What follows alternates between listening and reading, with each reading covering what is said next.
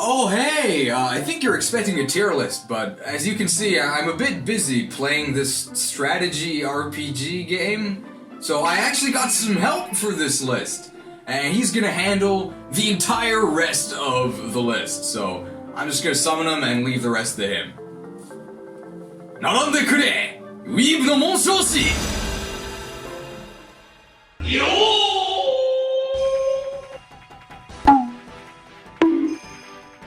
覚悟はいいか? ワイフ対戦を起こせるぞ! よー! 俺はウィーブの紋章師チーズだ. 敵、ワイフ、登録ボタン、どれでも吹っ飛ばしてやる.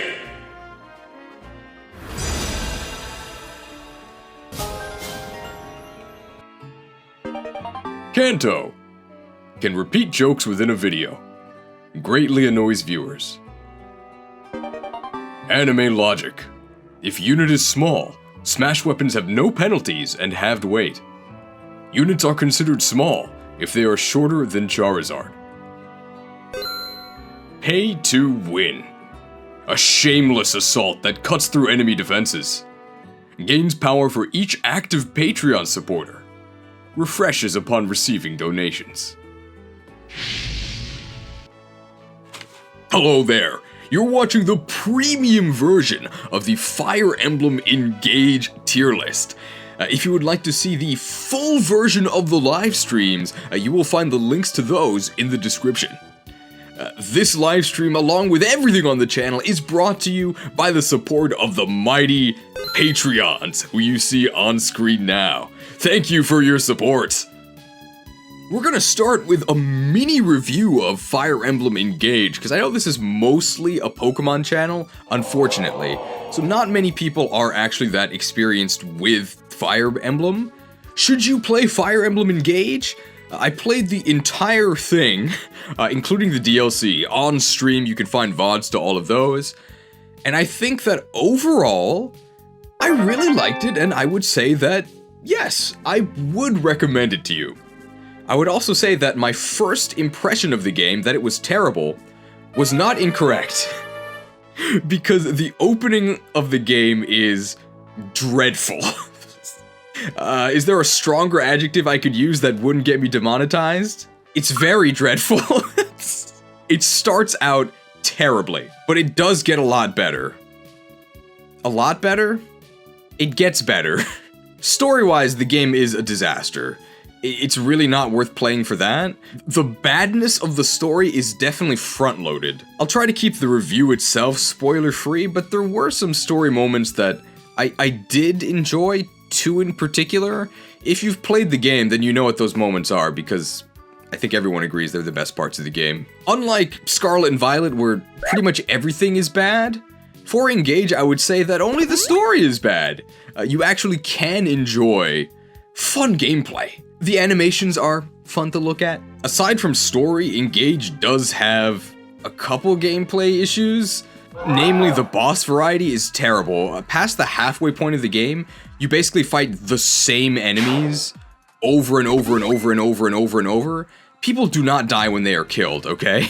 And they have multiple health bars, so you will kill the same enemies, I think, dozens of times.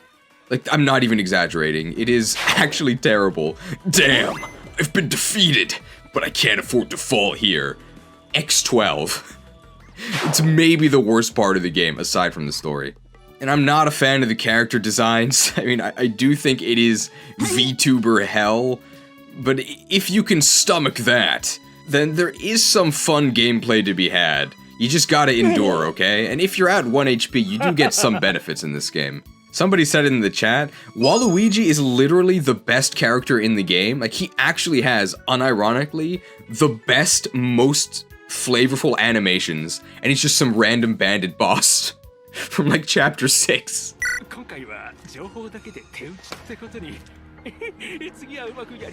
He's the best character in the game so far. He actually has good animations and voices.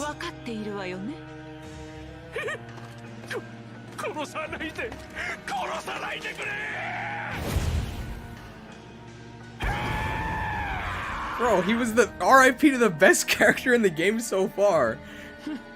And they killed him off camera. One thing that is actually nice about this game is that there is actual like gameplay story integration. We'll talk about that when we talk about the spoiler emblem. Ooh. Overall, I'd say that if you are a Fire Emblem fan, yeah, I'd probably recommend this game to you. Although it definitely is among the newer breed of Fire Emblem, right? Don't expect Elyos levels of grounded storytelling. You're getting VTuber hell, but it's kind of fun at times. And I did really enjoy the ending. Like, by the end, I was pretty invested. If you're looking to try Fire Emblem for the first time, maybe don't play this game. I would probably recommend Fire Emblem 8, The Sacred Stones. It's easily accessible, and it's also much easier. If you're a fake Fire Emblem fan who started with Awakening or Fates, then yeah, you'll probably like this game. All of that was about the main game. Let's say you already spent $60 on the main game. Should you spend $30 on the DLC? Having played all of the DLC, I'm going to say no. I don't think it's worth $30. I'll also say that if you're a player like me, that is somebody who wants to play on Maddening, the highest difficulty, and like really try and challenge themselves, the DLC absolutely ruins the entire game.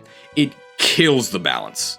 If you do the DLC maps, you are going to be way too strong for the mainline story, and after you actually acquire the DLC emblems, the game is just broken. And there's no way to unbreak it, because your character's just going to be way too high level. If you're somebody who wants to do more of like a sandbox thing, where you get super buff and then crush everything in creative ways, then yeah, you might get your money's worth out of the DLC emblems. All of that is separate from the Xenologue, which are the 6 like separate story chapters.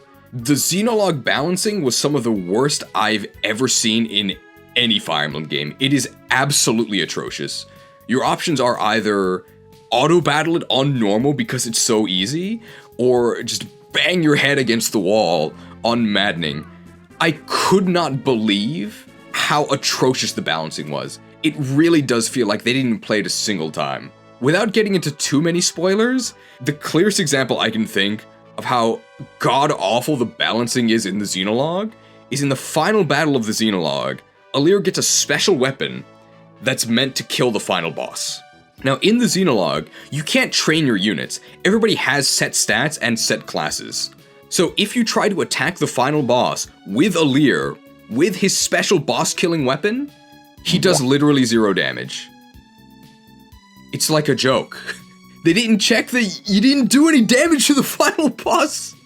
What? Oh right, Cheese has the special PRF. How much does he? I mean, obviously we're not actually going to attack, but... So, Worm Slayer I think does nothing. Does literally nothing. Liberation.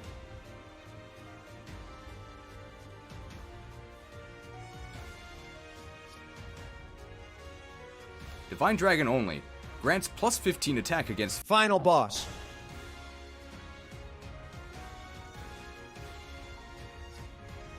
Great PRF weapon. What? Ah! I'm just gonna rail a little bit more against the Xenologue because most of the issues with the Xenologue are very easily fixable. You use your characters from the main story, but like not really. They keep their skills from the main story, but they all have set classes and levels. So they can't reclass, and whatever skills you have probably are not the ones you want to be using in the Xenologue. It is baffling. I don't think there is a worse way they could have balanced it. I think they should have just given you set levels and set skills. Some characters are really good, some characters are just completely unusable, and all of the OC characters from the Xenologue that you're forced to use are all going to be way, way, way worse than your buffed up units from the main game. So it just feels like you're playing an escort mission. The difficulty also varies wildly based on where you are in the story. If you try and play the Xenologue, as soon as it becomes available in the main story, it's going to be almost impossible. But then if you beat it, the characters you get are going to be wildly overpowered because they don't level scale in the main game. Why not? What? They have level scaling in the game, just not with the Xenologue characters. If you try to do the Xenologue during the Soul arc, which is when you're probably supposed to, based on the levels of the Xenologue characters that join you, it's going to be way more difficult due to story reasons. I'll just say that. So you probably don't want to try it. And if you do it at the very end of the game, when you have all of the Emblem Rings available, then you don't even get to use the DLC characters because the game's over. So when are you supposed to do it? It's overall, I would say, a disaster. I don't know what Soren's engage attack is. I think it's like Tri-Disaster. It's Catastrophe. It's Cataclysm. It's something bad, okay? Pretty much everything about the Xenologue is actually better than the main game, except for the balancing. And the balancing is so bad that I would actually call it, like, unplayable. Very sad. Okay, one last thing about the DLC. It does leave a very bad taste in my mouth, as if I'd just eaten a calorie mate. It's just super greedy. One thing is that it is definitely pay to win. Yeah, I know it's a single player game and all, but the silver card, which is a series staple, the silver card is usually an item that you get by doing some sort of special challenge that then reduces the price of items from shops. It's just paywalled behind the DLC. There is no silver card in the main game. If you want to get the silver card discount, you have to use your credit card in real life, which to me just feels super scummy and gross. I really did not like that. So to sum up all of that rambling, main game, good enough to be worth the money. DLC, probably not. Alert! Alert, okay? Here is your spoiler warning, alright? From here on out, I am going to be talking about full spoilers, because in order to talk about all the emblems and all the characters, and certain story events which affect both, I do have to talk about spoilers. So if you have not played this game, and you do care about spoilers, beware, okay? I'm going to talk about all the emblems, I'm going to talk about all the characters, so this is your very last chance. I even put spoiler protection that didn't even matter because you can't see it, but minor spoiler, Sommie is not an emblem. They were a stand-in for one specific spoiler emblem. This is your last chance, okay? Past this point, I'm talking about all the emblems, all the units, okay? I've said it like 3 times, don't blame me. We're only doing the emblems today, but I think a lot of our criteria for the emblems will also apply to the units themselves. So we're just going to talk about how gameplay works in Engage overall. I played this game on Maddening, the most difficult setting, and that is going to affect a lot of the rankings for both the emblems and the units. What I expect to be a trend going forward is me saying, unit or emblem ring is totally useless, and people who played on lower difficulty saying, oh, it's not that bad. On Maddening, yeah, it is that bad. Enemies on Maddening are disgustingly strong. I think maybe the only enemies that compare are 5-star hard mode Shadow Dragon enemies, but even those enemies don't really scale. On Maddening, for the entire game, your units get their asses kicked. It is very, very scary. Enemies on Maddening just have disgusting stats. They can 1v1 your units for pretty much the entire game, and keep in mind, Fire Emblem is not a game where you 1v1. You are outnumbered like 4-1, and as the map goes on and the flying reinforcements pour in, you're gonna end up being outnumbered 5 or 6-1, so your units need to be able to 1v5. Alright, so Kagetsu needs to be, if we just do this, Kagetsu should be fine. Because now he's both in the fog, and I don't think he gets doubled, because 25 speed this guy has.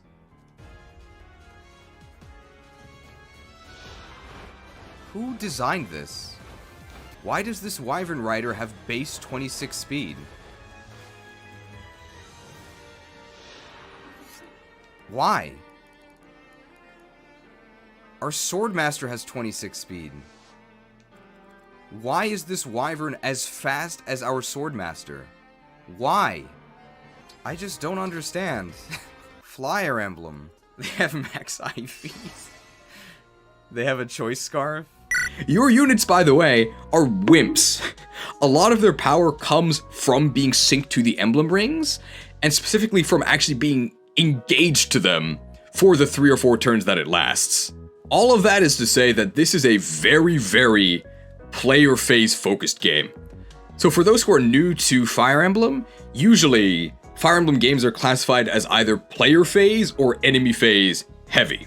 I'll explain what that means. On a player phase game like this one, your units are really weak and enemies are really strong. So what that means is that you want to fight them on player phase when you have control and you can sort of gang up on enemies. An enemy phase game is one like Fire Emblem 7, where enemies are really weak and you're really strong. So in that case, the best way to play is to take a really buff guy on a horse, like really far into enemy territory, give him a javelin so he can attack close and distant enemies, and just have all of the enemies suicide into your strong units. Fighting on enemy phase is not really a thing in this game.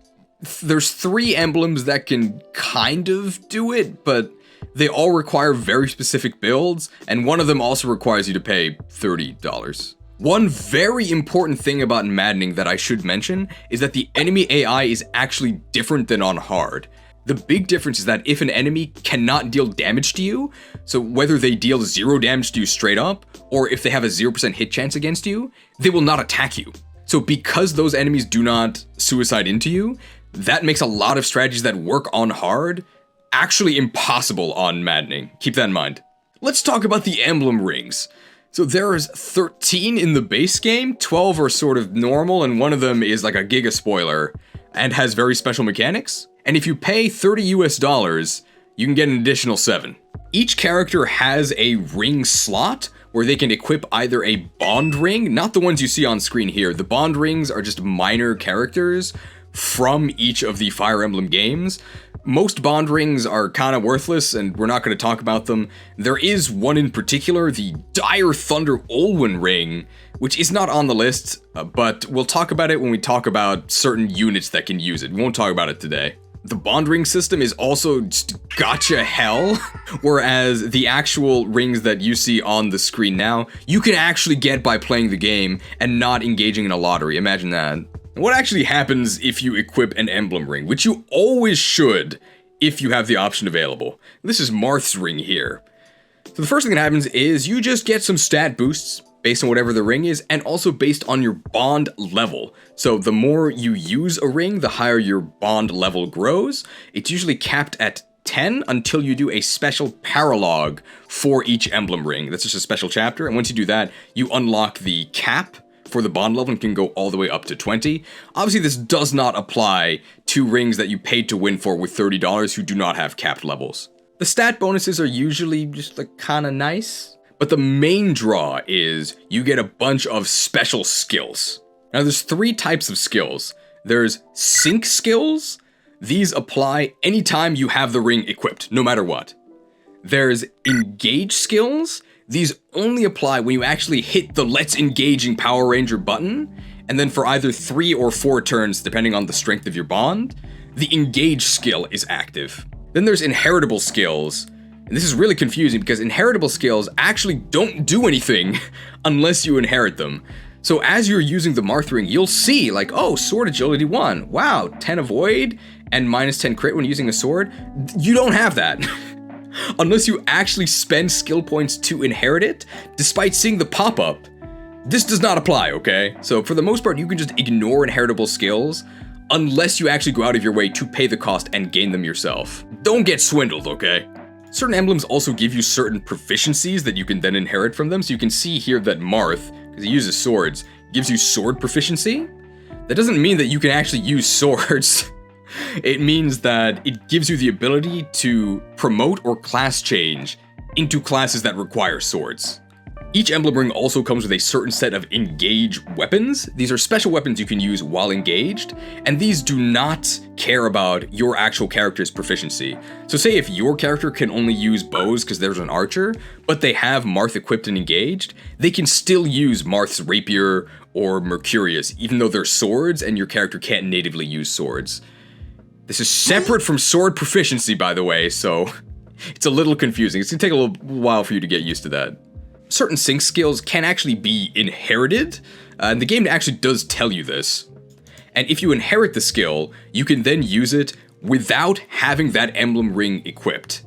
I will actually be giving emblem rings credit for the skills they offer for inheritance. This is very important for a certain blue-haired emblem. which I guess really does not narrow it down, because I think like 6 or 7 of them have blue hair, but if you've played the game, you know which emblem I'm talking about. Alright, how many actually have blue hair? Marth, Sigurd, Lucina. Lynn's hair is green, I don't think that counts. Ike. Byleth's is like dark green, I don't think that counts. Eirika. Hector has blue hair, that's 6. And then Chrom has blue, that's 7. So, I was right, it was 6 or 7. Oh, and the spoiler emblem too, so 8. Almost half have blue hair. Oh, I didn't even talk about the engage attack. Every emblem ring also has a special engage attack. This is sort of your super move that you can do once per engage. The effects vary wildly depending on the emblem ring. Some of them are really good, some of them do basically nothing. We'll talk about each one individually. And emblems can actually have different effects based on your unit's type. So one thing that Engage actually introduces is unit typing. Wow, no dual types in this game. Maybe Dragon's a dual type. There's dragon types, and their whole thing is that they get special engage bonuses. Some of them are good, like actually just objectively the best. A lot of them are kind of like side grades. There's backup units. I think in most Fire Emblem games we would call them just infantry units. These are foot units who have the ability to, as the name implies, back up other units and chain attack. So if an ally attacks and a backup unit is near, the backup unit will also attack the enemy with a special chain attack. This always has 80% accuracy and deals 10% of the opponent's health. It's really useful chip damage. It basically turns all of your infantry units into like stealth rock. Cavalier is actually a unit type. Usually in most Fire Emblem games, being a Cavalier is just free and just means you're better than everyone else. But in this game, it does actually have a cost. The cost is that you don't have a different bonus. And I guess you die to Horse Slayers, lol. Then there's Mystics. Mystics are what you would mostly think of as mages. The Mystic bonus is that you ignore enemy terrain bonuses, which can be nice. There's a dog outside. It's not Sommie. Flying is a type, so flying means you get extra movement. It also means you ignore terrain. When I say ignore terrain, that means you both ignore the movement penalty for crossing terrain, but you also do not benefit from the avoid bonus that terrain offers, so you gotta be careful. Flyers are also vulnerable to bows and wind magic, which will deal effective damage to you. Effective means that the weapon might of whatever's attacking you gets tripled. It almost certainly means you're just gonna die in one shot. But hey, most of your units die in one shot to non-effective attacks anyway, so this really isn't that bad. There's covert units, which I think is maybe the rarest type in the game. Covert units in this game are just archers or thieves, and covert units get doubled terrain bonuses, which makes them almost unhittable when actually on terrain cover. There's key adepts. I hope I'm saying that correctly. It doesn't mean you get a keyblade. It means that you're like a martial artist, and that means you can use a special command called Chain Guard. Chain Guard covers your adjacent allies, and then the first attack against them gets completely negated, and then you lose 20% of your health. You can only do that if you have full health. And last, and certainly least, armored units. Armor gives you immunity to break, which sounds really good. Break is a new mechanic introduced in this game. The weapon triangle exists. There's no hit or avoid penalties or bonuses. How it works is swords beat axes, axes beat lances, lances beat swords, and if you attack at a weapon triangle advantage or get attacked at a weapon triangle disadvantage, you get broken. What that means is that you don't counter, and you also cannot counter on the next combat either. Armored units can never be broken. What you'll generally notice in this game is that breaking is something that enemies do to you, and that you can't do to enemy armored units. For the most part, when you get attacked, you're not worried about getting broken, you're just worried about dying. Shoutouts to fist weapons. Fist weapons are in this game, and they actually break 3 different weapon types. So if you punch someone, you will break tomes, knives, and bows. However, to actually break an opponent, you have to deal at least 1 damage to them. And fist weapons are horrific. So fist weapons calculate damage based on the average of your strength and your magic, which is almost always going to end up in doing 0 damage. There's ways around this, and fist weapons aren't useless. They do have an innate brave effect, which allows you to build engage really quickly, but yeah, for the most part, unless you plan for it, they just deal 0 damage. Good transition into how to actually build engage. So you start every map at full engage meter, meaning you can engage right away. After your engage meter runs out, you then have to build it again, and how it's built is through rounds of combat. So every round of combat, that is to say, when you attack or an enemy attacks you, gives you 1 charge of engage meter, and once the engage meter is full, you can then engage again. You could also stand on like a puddle of like blue Kool-Aid, and that'll give you your engage immediately. Say what you will about this game, but it definitely is very polished, because you're the one who's gonna be doing the polishing. What are you doing? Did the others get this attention? So what is the criteria for this tier list? Wow.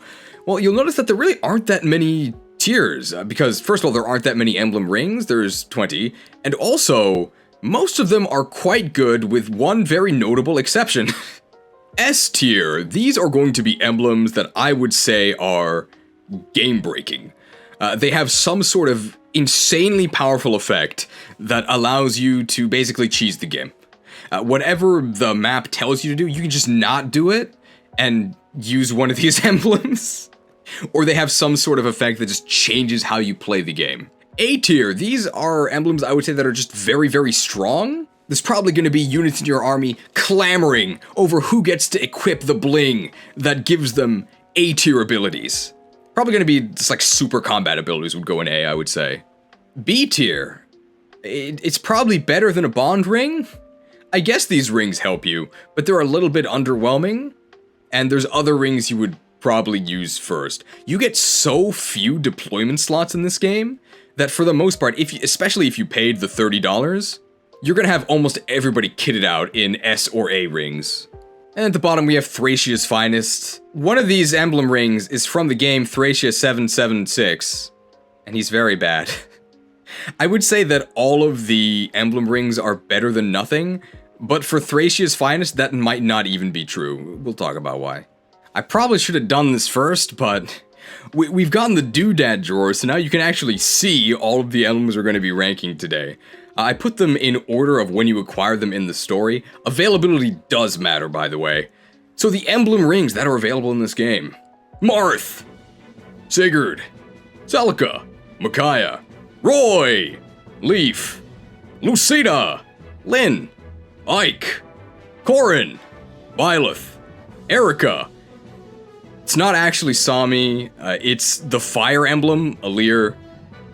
And then from then on, it's the $30 DLC ones. The Three Houses Ring, I think it's called like Ring of Rivals. It's all 3 of Edelgard, Dimitri, and Claude. Tiki, Hector, Camilla, Robin, so it's Chrom and Robin, but I only put Robin here because he doesn't have blue hair. Soren, and this is Veronica from Fire Emblem Heroes. They didn't fit in the drawer, I guess. Wow, we did some renovations. It cost us $30, but now they have their own tier. These are all the DLC emblems. I'm not gonna penalize units for having bad maps. The Camilla paralogue makes me want to die, but that's not Camilla's fault. One final criteria, engravings. So each emblem ring comes with a special engraving that you can apply to your weapons that then confers certain stat, I'm not gonna say bonuses, it's like stat changes. I think that is so far removed from the rings themselves that I'm actually not gonna count it for them. It's so far removed that I completely forgot about it, whoa. And just to make things explicit, YouTube don't ban me, here are our objectives for this list.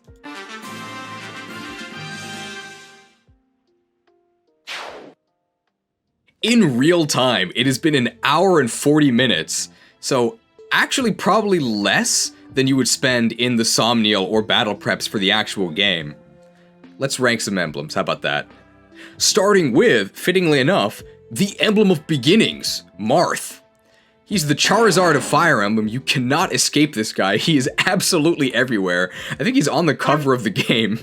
Marth is the first emblem you obtain. Pretty ironic because he's not really in the game. He has some of the worst availability aside from like Roy. Roy is like comparably absent. But let's talk about what Marth actually does. Starting off with the stat boosts for Marth, these look really good. Like, this is about as good as you can get, right? +3 strength, +4 dex, dex is skill in this game, and +4 speed. Amazing. I don't actually know if any rings have better bonuses than this. Apparently the Chrom ring has almost the exact same bonuses as Marth, So he's the Typhlosion to Marth's Charizard. Off-brand Marth describes like 4 different characters in Fire Emblem. We should talk about Marth's availability because it is really bad. It's horrible. So he's in the beginning of the game, and then there's the big story moment where you lose all your Emblem Rings, and Marth is then the last emblem that you reobtain. He misses every single paralogue except for his own, and then the literal engagement ring paralogue. That's horrible. And that really does hurt Marth, especially because of the way bond levels work. To actually get to bond level 19 and get these very nice bonus stats, you're gonna have to do Marth's paralogue, and you can only do that when the game is basically over, which I am counting against Marth. It's really unfortunate. What are his actual skills? So you start with Perceptive. If the unit initiates combat, grants Avoid plus 15 during combat. Avoid increases with high speed. How much does it increase? I'm not sure. Apparently it's 1 point for every 4 speed, so it's not much. You can inherit it, but I wouldn't say this is worth it. You only have 2 inheritance skills, and as we'll talk about very soon, you really only have 1 skill slot. This game uses a very strange hybrid RN system, which makes dodge tanking kind of bad. So if you are above 50% hit rate, actual hit rate is actually higher than what you see. If the hit rate is below 50%, then what you see is actually what you get. What that means is that if you see 20% hit, that means it's a 20% chance to hit. And if you see 80% hit, it's actually like 87%. Effectively, this just means that dodge tanking is kind of risky because you probably are going to get hit eventually, and enemies hit so hard that you're just gonna die. Beware of dodge tanking in this game. That ties into one of the other skills you can get, Avoid plus 10. This is when you have to actually pay to inherit, so you don't get it by sinking. Probably not worth it. Divine Speed. This is an engage skill. Unit performs an extra attack at 50% damage in combat. This is pretty useful. And I believe this happens immediately after your first attack. So it's as if your first attack has 150 power. That's pretty useful. Has some bonuses. If you're covert, the extra attack poisons the foe. This only matters if you're a sniper, right? Because if you're the other covert class thieves, then you're already poisoning because you're using knives. If you're a dragon, unit recovers HP equal to damage dealt by the extra attack, so it's like a mini soul effect. It's not really going to help you that much. Lodestar Rush. This is an engage attack, used to launch 7 consecutive sword attacks at 30% damage. Adjacent foe only. So you have to use a sword for this, but Marth does come with some swords. This is actually very good if you use a super powerful smash weapon, because then the smash penalties don't actually apply. If you're a dragon, you get 2 extra attacks. If you're a backup unit, you get 1 extra attack. If you're mystical, then the damage is actually based on magic. Rapier. This is one of his engaged weapons. It's effective against cavalry and armored. This is terrible. I have almost never used the rapier. Effective against armored is worthless. Armored units in this game are so buff that even with effective damage, you're going to be dealing either 0 or single digit damage. It's terrible. I don't like the rapier at all. Sword Agility. Grants Avoid plus 10 at the cost of minus 10 crit when using a sword. Avoid 10. Grants 10 Avoid, with no penalties, and you don't have to use a sword. Costs 500 SP for Avoid plus 10. Costs 500 SP for Sword Agility 1. Am I missing something here? Why would you ever use Sword Agility? I guess you can stack them. What? I guess the higher ranks of Sword Agility are cheaper, but... ugh. Also, most of the fun of sword units is getting mad crit and, like, flipping around and using Judgment Cut. Why do they hate fun? Why does this give you minus crit? Very sad. Break defenses. If unit attack breaks foe, unit makes an extra attack at 50% damage, so you get yet another bonus attack. So not only are you divinely fast, you can also then break their defenses. This is a good time to bring up that on Maddening, all bosses are completely immune to break and have effective damage negated. So on Maddening, for the most part, when it counts, like when you want to fight bosses, effective damage from the rapier and the extra attack from break defenses both do nothing. That's something I actually really do not like about Maddening. I hate that bosses are completely immune to break and effectiveness. It just makes bosses feel like giant piles of stats, which I do not like at all. I think it should be like on hard mode, where They just have effectiveness reduced, and I think they still could be broken.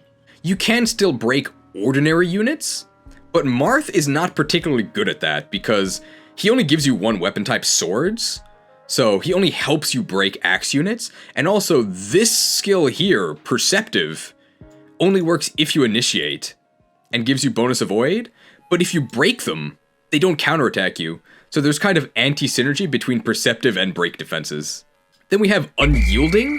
At start of player phase, if HP is 20% or less, restores 20% of units' max HP. On Maddening, if your HP is 20% or less, it's 0, so this skill does nothing. Mercurius. This is another one of Marth's engage weapons. It's by far his best one. So it actually has fairly high might, especially for the early game. And this line right here is super important. Doubles users' earned experience. XP is, I'm not gonna say it's hard to come by, but it is definitely valuable on Maddening, at least until you start getting overleveled, in which case you gain 0 XP. But you definitely want to stuff yourself with experience, and Mercurius is one of the ways to do this. Mercurius is very good.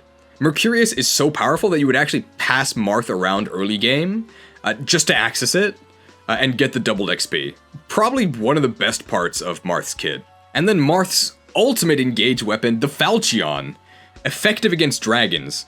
Being effective against dragons is like the big meme of the game because most of the dragons you face are corrupted worms, which do not take effective damage from anti-dragon weaponry. They take effective damage from anti-corrupted weaponry. It's really dumb. All right, we got a worm slayer, right? Let's style on him. It doesn't even work. What? How come Worm Slayer doesn't work? Corrupted worms aren't worms? I guess not. So the only thing this is actually effective against are the dragons in paralogs. There's like 3 in the entire game. Or against Wyvern Riders. And Wyvern Riders have a zillion defense, so you really have to shoot them with bows. Or like wind magic. Falchion's not going to be doing much. You'd have better luck using the Falchion in Shadow Dragon. And the joke is that you wouldn't have any luck during that because I think 5-star hard mode Mightiest like kills Marth. Even though the whole point of the game is to get the Falchion and use it against Mightiest. Great game. By the way, Marth's speed cap in Shadow Dragon is 25 and Mightiest has 30, so even if you cap your speed, Mightiest doubles and wrecks you. What a great protagonist. Yeah, somebody just mentioned, the big thing about Falchion is that it's effective against you if you're a Lear. Sad. One nice thing about Marth, though, is that his Engrave Beginnings is pure upside. It gives you plus 10 hit, plus 10 crit, plus 5 avoid, and plus 5 dodge, which is crit avoid. So it's great. It's one of the best engraves in the entire game. Cool. Ranking for Marth. If you're actually at max bond rank with him, he's an okay offensive emblem. He does add a lot of oomph to you when you're actually initiating the attack, but I think you'll see that the most powerful emblems don't really have to do with combat. They have to do with breaking the game in other ways, and Marth doesn't really do that. Coupled with the fact that he's barely in the game, I think we're only going to be able to give him a B. Again, a B is not bad. Most Emblem Rings are pretty good, but Marth I think is just a little bit underwhelming. If Marth was truly the Charizard of Fire Emblem, then he'd get a Mega and he'd probably go to S, but just like with base Charizard, Marth without the Mega, not that great unfortunately. Emblem of the Holy War, Sigurd from Fire Emblem 4. Now as we'll soon find out, the performance of the Emblem Rings usually has nothing to do with how strong the characters actually are in their respective games. Most lords are actually like kinda bad. Sigurd is definitely an exception. Sigurd is one of the best units in the entire franchise. He's like top 3. Because he's the lord, but he's like also the Jagan. How good is Sigurd in this game? About as good as he is in his own game. If you know anything about this game, you know exactly why he's here. He's here for one reason. So let's look at Sigurd's stats here. You get plus 4 defense, whatever. You get plus 4 dex, whatever. You get plus 3 build, that's worse than plus 3 speed, whatever. You get plus 1 movement. Alright. Well, this is probably the single best Emblem Ring bonus in the entire game. Getting plus 1 movement? Thanks. Move is the best stat. Sigurd is the only Emblem Ring that just gives you move. By the way, you don't have to engage with him either. Just having the Emblem Ring on gives you plus 1 move. Excellent. Thanks, Sigurd. Skills and weapons. Canter. So this skill changes names all the time in the franchise. Sometimes it's called Canto. I know in this game it's called Canter, but I'm still gonna call it Canto, okay? Because that's what it's called in most of the franchise, and also because of the Kanto region. Unit can move 2 spaces after acting. Sync skill, can inherit. You should change this can to will. Every unit in the game should inherit Canter. That's not hyperbole. Literally all of them. Every single unit in the game should inherit Canter as soon as possible. In fact, the main divide in the game, the event that happens in Chapter 10 where you lose all of your Emblem Rings, the main reason that's a big deal is because the units that join you afterwards can't inherit Canter. Canter is super, super, super important. The only reason not to inherit Canter is if you're doing a very specific build that requires both of your skill slots. Other than that, just give every unit Canter. I don't know if I can overstate how important this is. So to begin with, units in this game generally have kind of low movement compared to units in other Fire Emblem games. Your unpromoted units only have 4 move total, unless they're cavalry, in which the case they have 5. And then once you promote, you only get 5 movement, or 6. Getting 2 bonus move after your action is huge. And then later you can get Canter Plus, which gets you to 3 movement after your action. Getting Canter, it is no exaggeration to say, changes how you play the game. So you can attack, and then canter backwards to safety. You can attack, you can then canter forwards to get ready for the next turn. You can attack, and then move out of the way so another one of your units can attack. You can attack and then position to get Goddess Danced. You can attack and then position, if you're a Leer, to give your personal to more people. Every single action of every single turn of the game is dictated by how Canter helps you position. It's probably the single best skill in the entire game. I guess Sigurd has some other skills, we can talk about them, but it doesn't really matter. The reason why he's in S is because of Canter. This is also arguably the best version of Canter that the series has ever seen. So Canter from Sigurd's game FE4 is the only other one that can compare.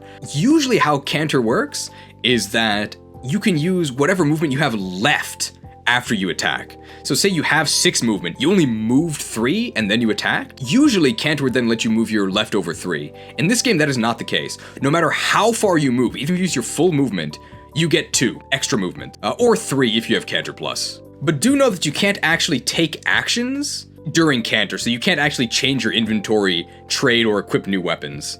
Oh no, what a disaster. But in Fire Emblem 4 with Sigurd, you could actually do that, which was really silly. What other skills does Sigurd give you? He grants the plus hit skills. These aren't bad. Enemies do get very dodgy near the end of the game, and a lot of your units do have hit issues. But it's just generally not worth a skill slot, is what I would say for the plus hit skills. Gallop is his engage skill. When you engage with Sigurd, you get plus 5 move, which is probably doubling your movement range. Wow. Dragon grants another plus move plus 1, gives you plus 6 move. If you're cavalry, you actually get plus 7 move. And Sigurd is on a horse, so then I guess you're on 2 horses, which is why you move so far, wow. And if you're covert, you do not pay movement cost to cross terrain, which is actually really important because covert units want to be on terrain, and paying no penalty means that you can attack next to terrain and then canter back into the terrain. That's the most important part of that. I think in pretty much any other Fire Emblem game, this would be absolutely game-breaking. In Engage on Maddening, I'm a little dubious about the use of this. I'm not saying it's bad. Obviously, more movement is good. Movement is the best stat in the game. And the reason why Sigurd is so good is because he gives you extra move and canter. But my question for you is, in Engage, if you have crazy high movement, what do you actually use that for? Because if you have crazy high movement in previous games, that means you can go do side objectives that other units can't reach. In Engage, it means you can die by yourself in a corner. Gallop helps you catch up if you're behind, but for the most part, your units are going to be kind of together anyway, because units on their own in Engage just die. Unless they're doing a very specific setup, which Gallop does not help you do. I guess the main thing it does is help power up momentum, which we'll talk about later. I'm not saying it's bad, it's just not as amazing as you might think. if you're thinking about this like a normal Fire Emblem game. Engage is not a normal Fire Emblem game. Override is Sigurd's engage attack. It's very good for memes, because it actually hits multiple opponents in a line, and then it moves you to the end of that line. We'll figure something out, okay? We'll figure something out. Let's go.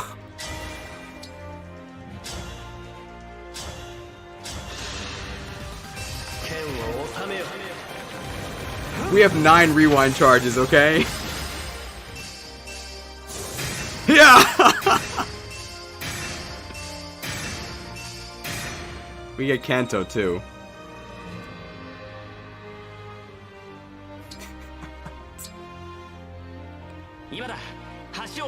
Oh, he does destroy the bridge. Leif, I'm not sure what that accomplished. 27 turns. Too bad Kagetsu fell off, guys, right? It's very funny in Sigurd's paralogue. I don't want to spoil it. It's not like a story spoiler, but it's just very funny and very relevant to Sigurd's character. I hope you play Sigurd's paralogue and experience it for yourself. Get some bonuses. If you're a dragon, it does 20% more damage. That doesn't really matter. Armored, 10% chance of breaking target. I don't think you'll see this ever. Mystical deals extra damage equal to 25% of magic. That could be okay. And then if you're a key adept, 20% chance of breaking the target. So just strictly better than the armored bonus, but none of these bonuses really matter at all. His engage attack is pretty underwhelming. Probably most noteworthy, for Celine doing it, because Celine is a mystical in her personal class line, and she has, like, mixed attacking stats, so she probably makes the best use of this, but I'm not blown away by this one. Rider's Bane is Sigurd's first engage weapon. I think his Rider's Bane is a bit lighter than a vanilla Rider's Bane, but you also can't forge it, so it overall ends up being worse. Effectiveness also just is nerfed by Maddening mode, because you can never use it against bosses. But you might use this early game, it's okay. Lance Power. You get extra attack at the cost of minus avoid when using a lance. This is okay, but because skill slots are so limited in this game, it's probably not one of the ones I would use. I guess at max, Lance Power does give you attack plus 10, which is really big, but it is also 5,000 SP, which is absurd. You can probably get that with the well, but I don't know, it's a massive investment. It might be worth it to you, to me, no. Before the well, this is basically impossible. Momentum. This is clearly meant to pair with Gallop, giving you extra move. You get +1 attack to the first attack you make, based on the distance that you moved, and you can inherit this. You probably wouldn't inherit it because it's not that useful without the crazy movement that Sigurd gives you. The thing is that you do have to actually run up to the enemy to get the bonus, which means you have to be, like, kind of lagging behind in order for this to get the full use. It's mostly good for, like, quad hit memes with Lief, and it is going to be adding damage consistently if you're actually engaged with Sigurd, but I'm just not a huge fan of this. It's okay. Headlong Rush grants immunity to freeze. Freeze is very rare in this game. It is most certainly not worth one of your skill slots, but if you have Sigurd synced to you, hey, you can't be frozen. And I think by the time the premium releases, you can actually access Pokemon Home, get Ursaluna, and use Headlong Rush. Good move. The Brave Lance, which I guess Sigurd stole from Finn. Unfortunately, momentum only applies to the first hit of combat. If it applied to both hits, then both momentum and the Brave Lance would be much better. But the Brave Lance is just kind of lacking in power, so even though you're hitting twice with it, you're usually better off just using a much stronger forged weapon from your, like, base kit. The Brave Lance also just has abysmal accuracy, so you've got to be pretty brave to try and use this thing. You're probably gonna miss. And his ultimate engaged weapon is the Tearfing. In Fire Emblem 4, this is like the best thing ever because it's a holy weapon, and holy weapons in that game are absurdly busted. They nerfed it for this game, which I think was fair. It's not very good. Res +5, thanks. It's not going to turn you into a magical tank, so I don't really know when you would actually use the Tearfing. Unfortunate. If it actually gave +20 res, like in Fire Emblem 4, then yeah, maybe I would actually use it. I'm not kidding when I say it would have to actually give me like +20 res. Sigurd's weapon engraving, the Holy Engraving, is also really, really good. One of the best ones in the game. It's just pure upside. It's +1 might, -1 weight, and +20 avoid. Really good. Oh, and good note, he does actually have pretty good availability. He's the first early game emblem that you actually reacquire. We also aren't really counting paralogs in favor or against the units, but Sigurd's paralog is fun. It's also nice and easy at a time when most paralogs are actually very difficult. It also does a very good job of recreating the experience of playing FE4. I like it a lot. Anything else to say about Sigurd? S for Sigurd. I think most of his kit is pretty underwhelming, but Cantor changes the way you play the game. I love the Kanto region, and after playing this game, you will too. I can't believe that Engage is yet another Kanto remake. Celica, the Emblem of Echoes from Fire Emblem 2? And I guess Fire Emblem Echoes, which is a remake of 2. Celica's stat bonuses.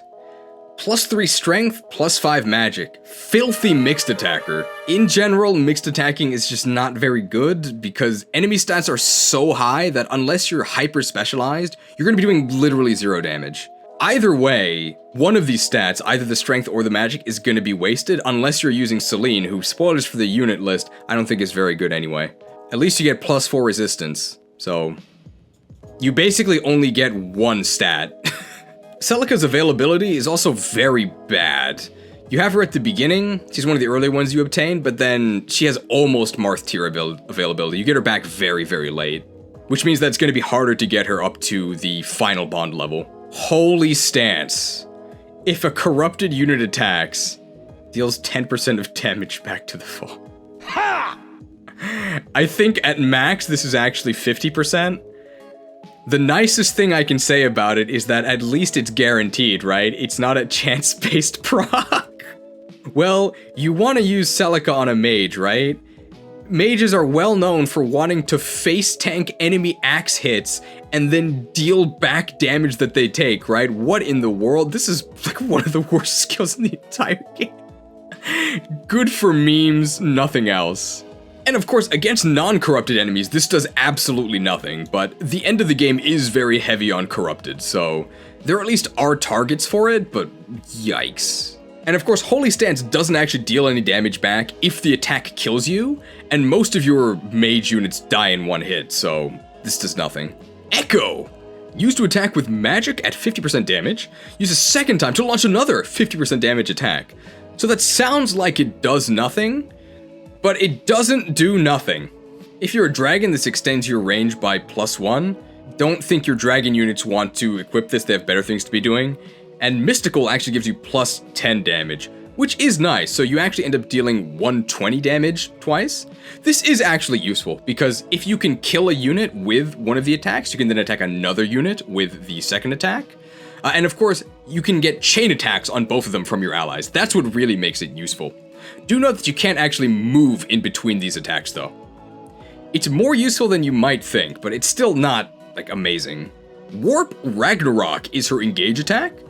Used to warp up to 10 spaces, wow! And make a powerful magic attack. And do note that enemies never actually counter your engage attacks, so you don't have to worry about how frail you are when actually warping over and making the attack. My question to you is, what happens after you warp to an enemy? I'll tell you the answer. The enemies next to them will kill you.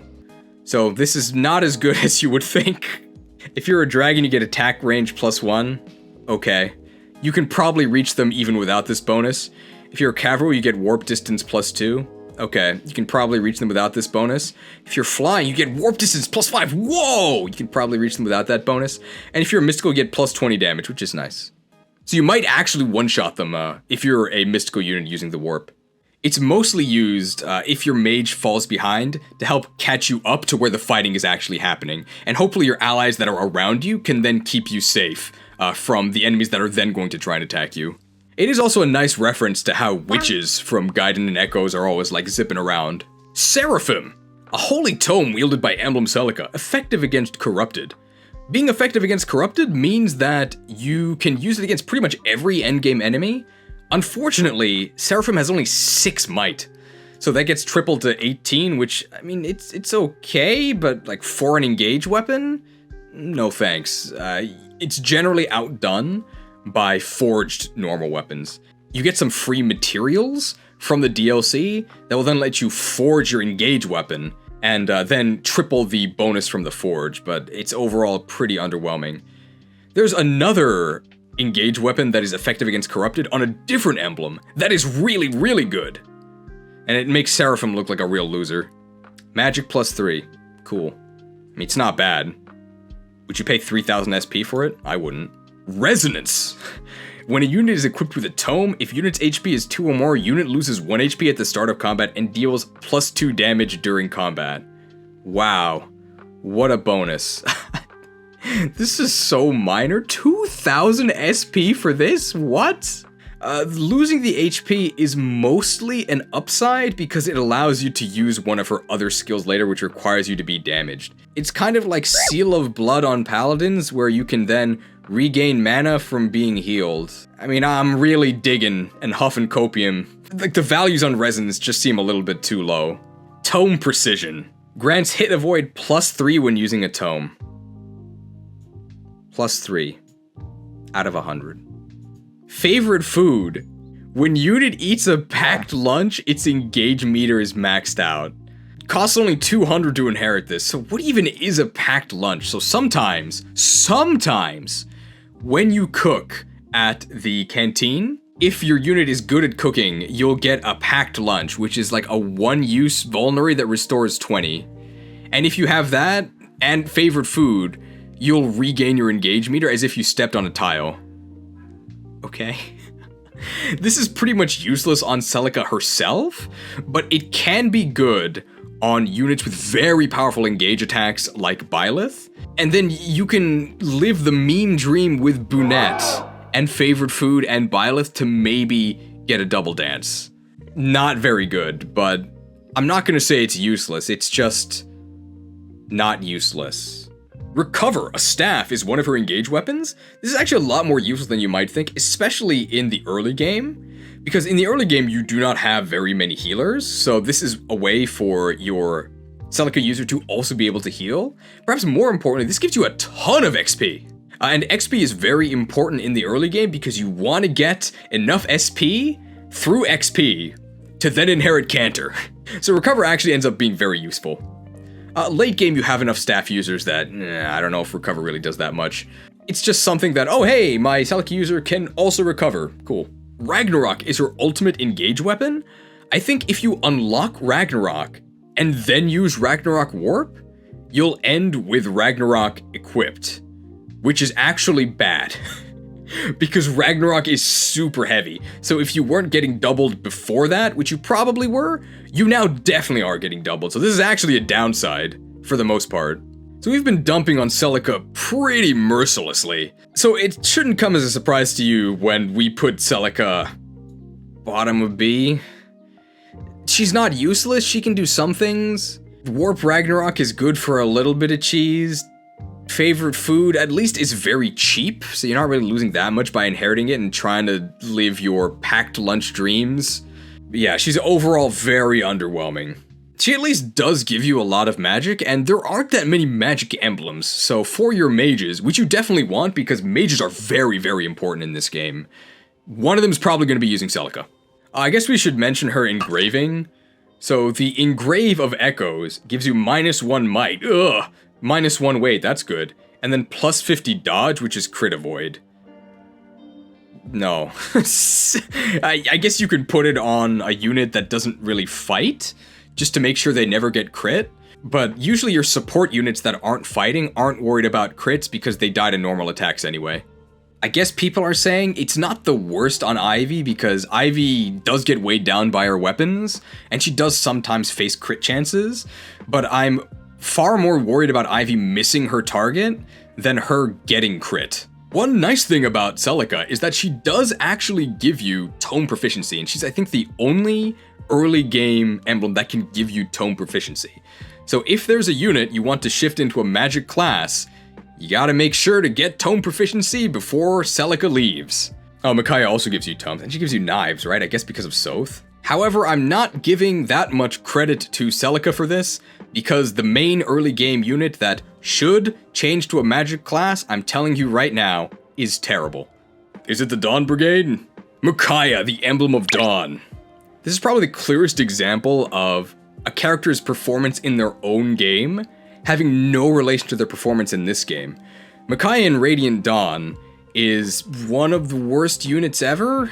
She's either dead or trying to heal someone without dying herself. In this game, she's the best emblem in the entire game. Congratulations! So what stats does she give you? 4 magic, that's nice.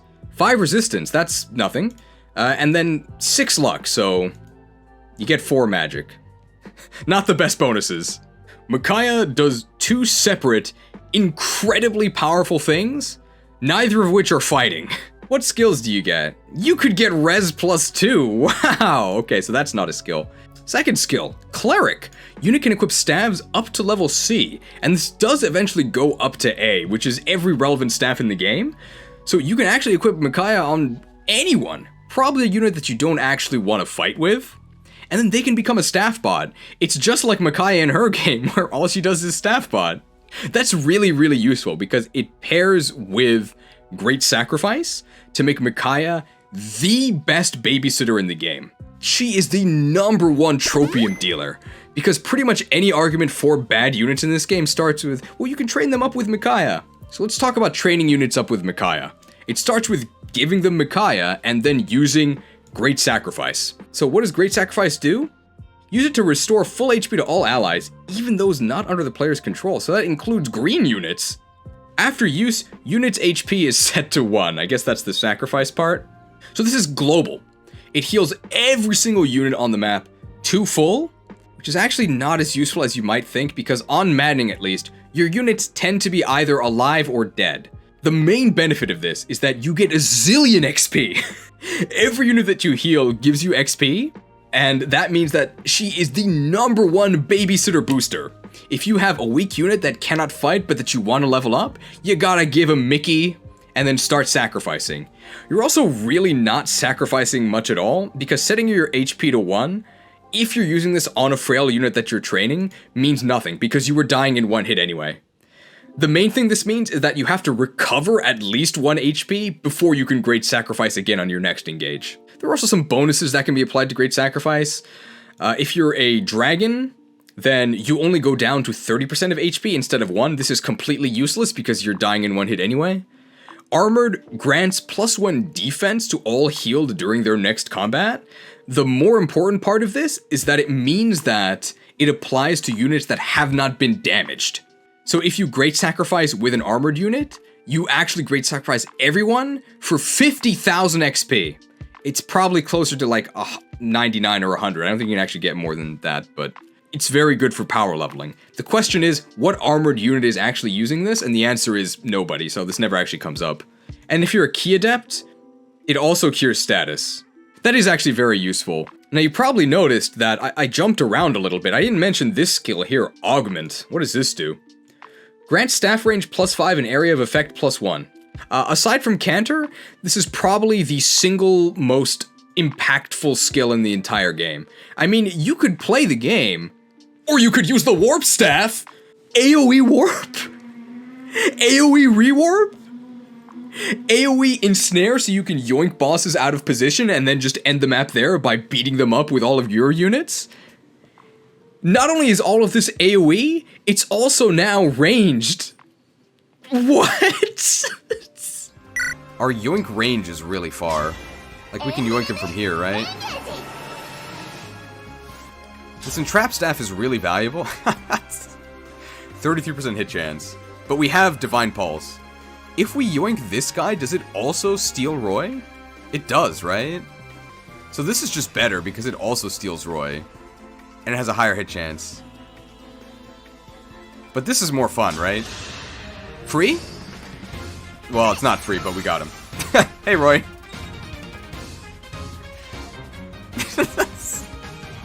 If this isn't the Roy experience, standing in a fire with all of your stats nerfed, unable to move, surrounded by the entire enemy army. Fire Emblem.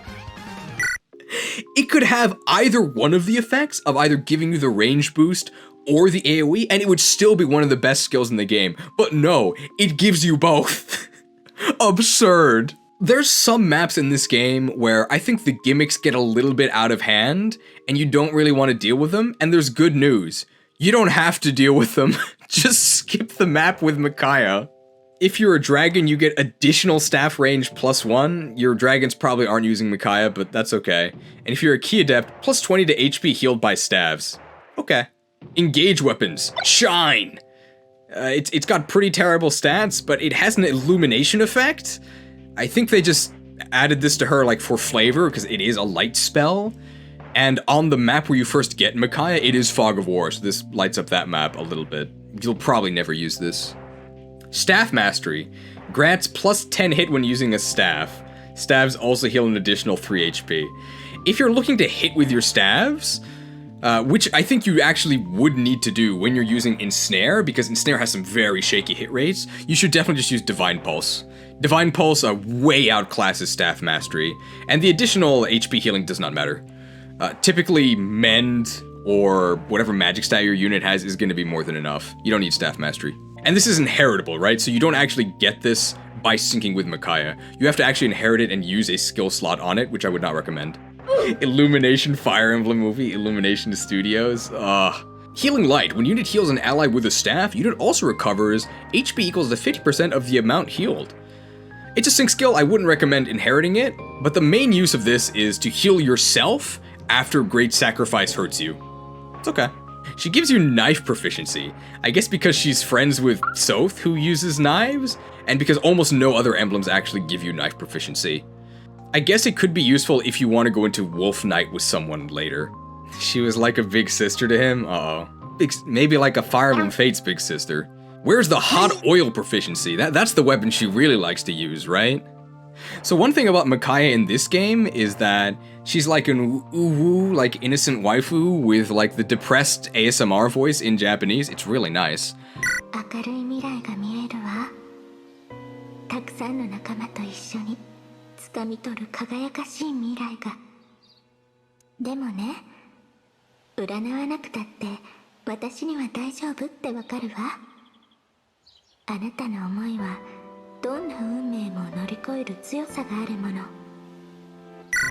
But then in the actual game, she is not like that at all. Like, she's actually kind of sassy. She has some sassy lines, and there is a scene where she pours like hot oil on people to like try and kill them. Like, actually just like committing war crimes.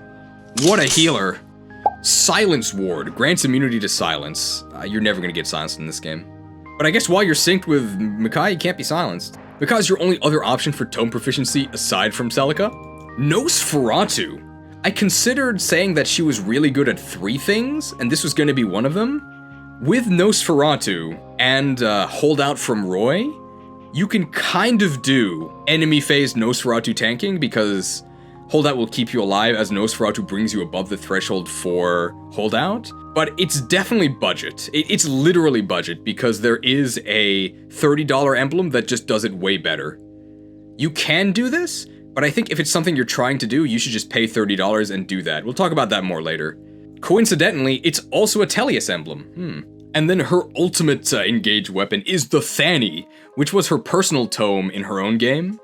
Mighty light tome, wielded by Emblem Micaiah, effective against cavalry and armored. Your Micaiah user is almost certainly not fighting things, so this will almost never come up.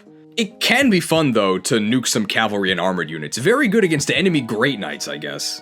Although I don't think you actually double dip on the effectiveness. But typically, armored units are just gonna die to magic anyway. As for Micaiah's Engrave, the Engraving of Dawn, -3 might, -1 weight, +40 avoid, +20 dodge. So this is a purely defensive engraving, but 40 avoid is huge. So if your unit is not going to be fighting, absolutely give them the Engraving of Dawn. Pretty useful. You can watch the rest of the tier list if you want. Please do. My channel is dying. But I'm telling you right now that Micaiah is the best emblem in the game. Why play the game when you could use the Warp Staff? And I think also a very good indication of how combat isn't the most important thing in this game. Why watch the rest of the tier list when you can warp skip it? you can get so much cheesier than just dealing a lot of damage. Speaking of dealing a lot of damage, Roy, the Emblem of Binding.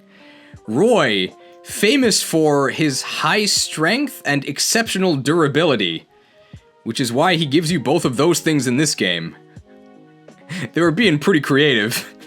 What stats does Roy give you?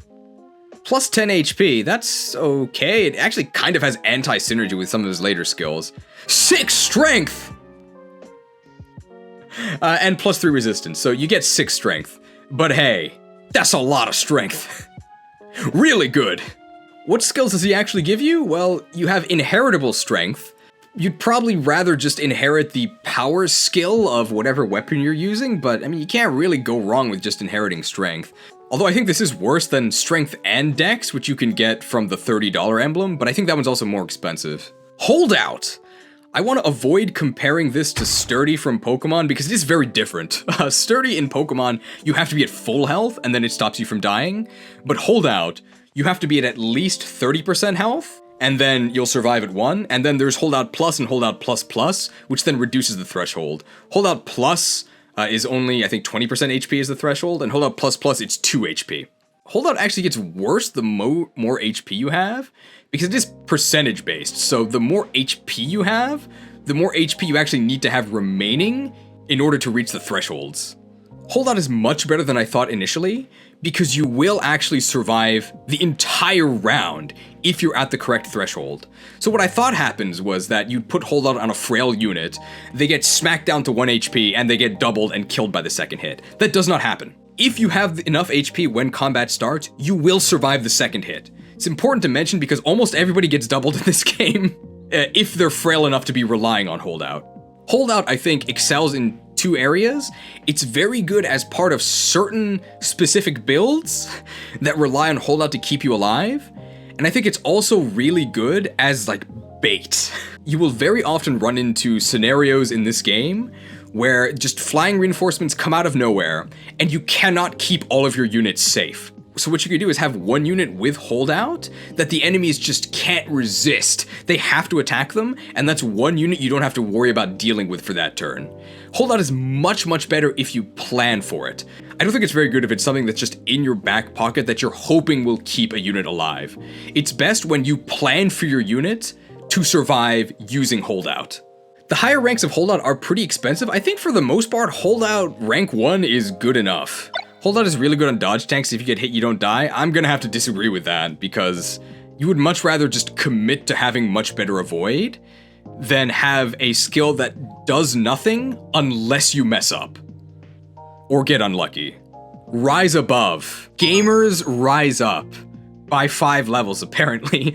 So this gives you 5 levels worth of stats, which is generally going to amount to +2 in most of your stats, maybe +3 on your highest growth stats.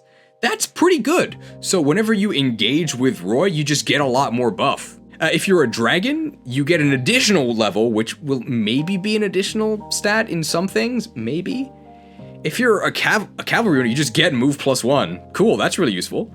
And if you're an armored unit, you don't get anything at all, apparently. Max HP +5. Lol, what? Movement +1 versus max HP +5. Roy's engage attack is Blazing Lion. Used to attack an adjacent foe and an area 3 spaces wide, so you get like a little bit of spread damage. Target area and the 2 rows beyond it are set on fire, sword only. So the thing about fire is that it does damage at the start of the turn for units that are on it, and it also restricts movement by a crazy amount. Fire is almost impassable. I find this engage attack very difficult to use. It's kind of like one of Corrin's fire veins, but it's your engage attack, so it's a lot less flexible because it's much more commitment to actually use it. If you're a dragon, it expands the attack area. It actually becomes kind of huge, but you're not really using this for the damage anyway. And if you're a mystical, it expands the flame area. I'm not really sure what mystical unit is using Roy, so I don't really know if this ever happens. One thing that makes this way worse than Corrin's flame vein is that this does require a target. You have to actually use this on an enemy that is next to you, right? Because otherwise you can't actually attack them. Whereas with Corrin's flame vein, you can actually create a firewall between you and the enemies you don't want attacking you. Not a big fan of Blazing Lion. Roy's first engage weapon, the Lance Reaver. It grants advantage versus lances, but disadvantage versus axes, so it just reverses the weapon triangle. Can allow you to break lance users. It's okay. The stats on it itself are like, nah. Advance, because Roy did premiere on the Game Boy Advance. This is very situational movement +1. So if an enemy is 1 out of your movement range, but you can attack them, you will then move up to attack them. This is just super situational movement +1. It'll come up sometimes, and it'll feel good when it does, but negligible overall. You get sword proficiency, which is probably the most useless one, because this is Fire Emblem, right? Everybody has sword stance. The Worm Slayer, we kind of covered this when we talked about the Falchion on Marth, but yeah, dragon effectiveness is just very limited in this game. If this actually worked against corrupted worms, it would be a lot more useful, but it doesn't, so not very useful at all. And Roy's ultimate engage weapon, the Binding Blade. This is actually one of the best engaged weapons in the entire game. Famous sword wielded by Emblem Roy. It isn't the title of his game. It's defense res +5. I mean, that's kind of nice, but it is 1-2 range. It is very rare for there to be good 1-2 range weapons in this game, and Binding Blade is one of them. I think it's just better than Ragnar because it's like much lighter.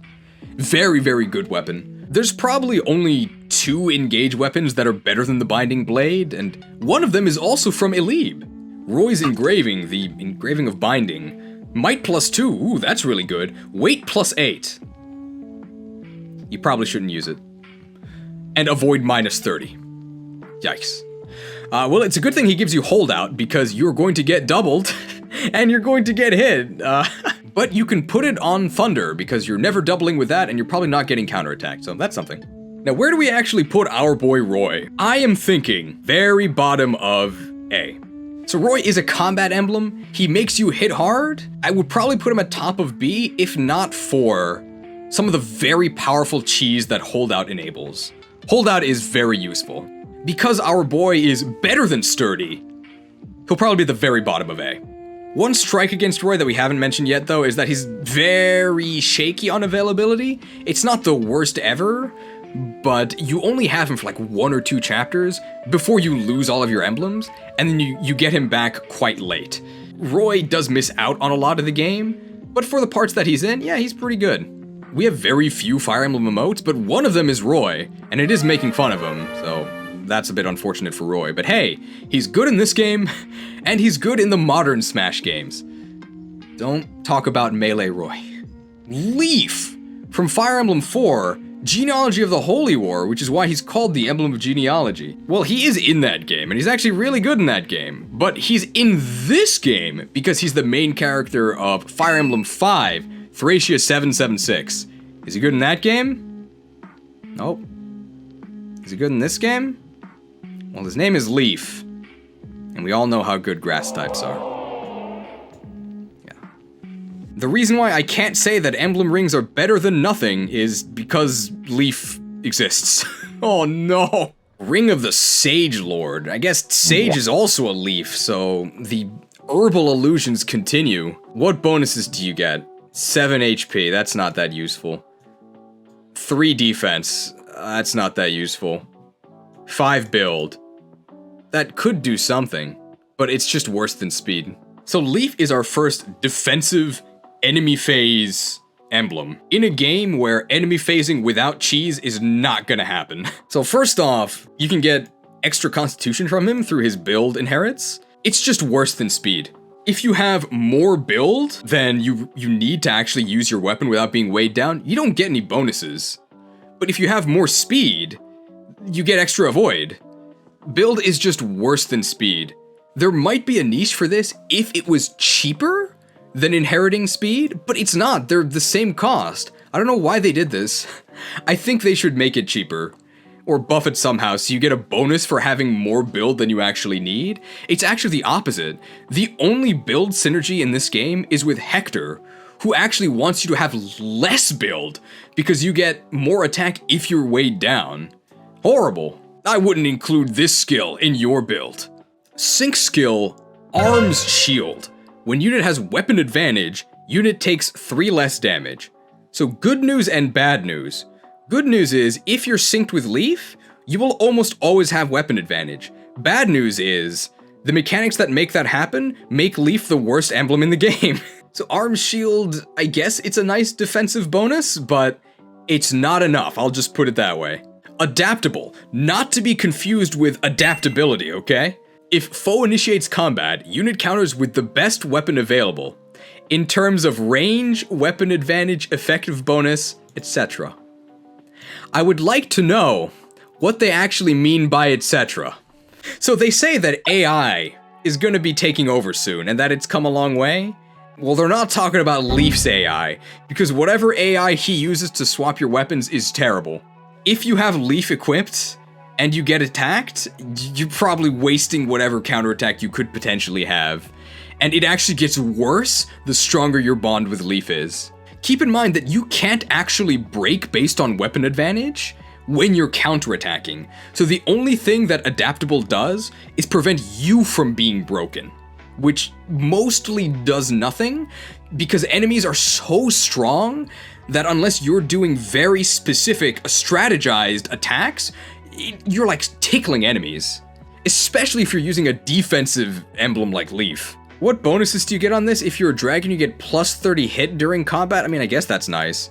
If you're a backup, you get plus 10 crit during combat. This is actually useful if you're doing one of the only useful things that Lief can do. We'll talk more about that later. Covert, plus 20 avoid during combat. That's useful, although keep in mind, if you're avoiding, then Arm Shield does nothing, right? Great synergy. Armored, plus 5 defense during combat. That is actually kind of useful, because if you're an armored unit, you're definitely getting hit, right? So that can do something. I think this is also the first time we're saying this. Enemies don't see skills, so they don't see the defense bonus before they're choosing to attack you. So they might not actually ignore you. Flying, plus 5 res during combat, useless. Quadruple hit, used to attack once each with sword, lance, axe, and bow. So unless you're using this with momentum, or unless you're attacking like a cloth unit like a mage, this does 0 damage 4 times. If you're a dragon, plus 20 damage, which is probably gonna at least bring you to single digit damage 4 times. If you're covert, foes may drop 1,000 gold. This is actually one of the only ways to make gold in this game, and it is a nice nod to Lief's actual gameplay in his own game, where you're kind of scrounging and trying to get resources to try and survive. Trigger percent equals luck. Ugh. I think this could have been guaranteed and it wouldn't have even been that big of a deal. And if you're a key adept, then this will break the opponent. But keep in mind that these 4 attacks are actually attacks with those weapons. So if they're not an armored unit and they have one of the 3 main weapon types, they get broken anyway, assuming you actually damage them, which actually you probably didn't. The main thing this does is, I guess, break weapons that are outside of the triangle, so knives, bows, tomes. Quite a feat to hit 4 times, but still do no damage. Oh yeah, apparently this is one of the only ways to break art users. Wow. Killer Axe, Lief's first engage weapon. One of the worst engage weapons in the entire game. It's worse than a regular Killer Axe that you could forge yourself. Bad. Axe proficiency, actually very useful because warrior is one of the best classes in the game, and you need axe proficiency, so you can get that from Lief. Vantage, the most useful part of Lief. If unit's HP is 25% or less and foe initiates combat, unit can counter before foe's first attack. This is not chance-based. It will happen if your HP is below the threshold. Vantage 1 threshold is very low. It is very difficult to do this without holdout, but luckily the higher ranks of Vantage, Vantage++, 75% HP is much more reasonable. Get that to go off pretty reliably in the right setup. So if there's one thing that Lief gets credit for, it's Vantage. Bow proficiency lets you change into bow classes. For the most part, no thanks. Knife precision 1 grants hit avoid +3 when using a knife. +3 out of 100. No thanks. Knife proficiency. One of the only units aside from Micaiah that actually offers knife proficiency. Could be useful if you want to go into Wolf Knight. Staff proficiency. Allows you to promote into staff classes. I mean, that could be useful. Lance proficiency. Sword proficiency. This is a proficient guy. If you're wondering why Lief can use all of these weapons, it's because his promotion in Fire Emblem 4, not even the game where he's the main character in, is Master Knight, and Master Knight can use like pretty much every weapon. So that's why he gets all of these proficiencies. That's probably his most useful thing. So you don't actually equip Lief, you just train with him in the arena and then you snag the proficiencies you want, or Vantage. Master Lance. Lance wielded by Emblem Leif. If user initiates combat, attacks twice, can strike close or at range. So a brave 1-2 range weapon sounds incredible. Don't look at the stats. The Master Lance in Engage. 7 might. 55% hit. 16 weight. Yikes. Horrible. You never want to use this, and unfortunately, because of Leif's AI and adaptable, he's gonna force you to. Well, the Master Lance is kind of a stinker, but at least Leif's ultimate weapon, the Light Brand, that's gotta be useful, right? Magical sword wielded by Emblem Leif, grants luck plus 10, can strike close or at range, so it's a 1-2 range weapon, wow! The Light Brand in Engage.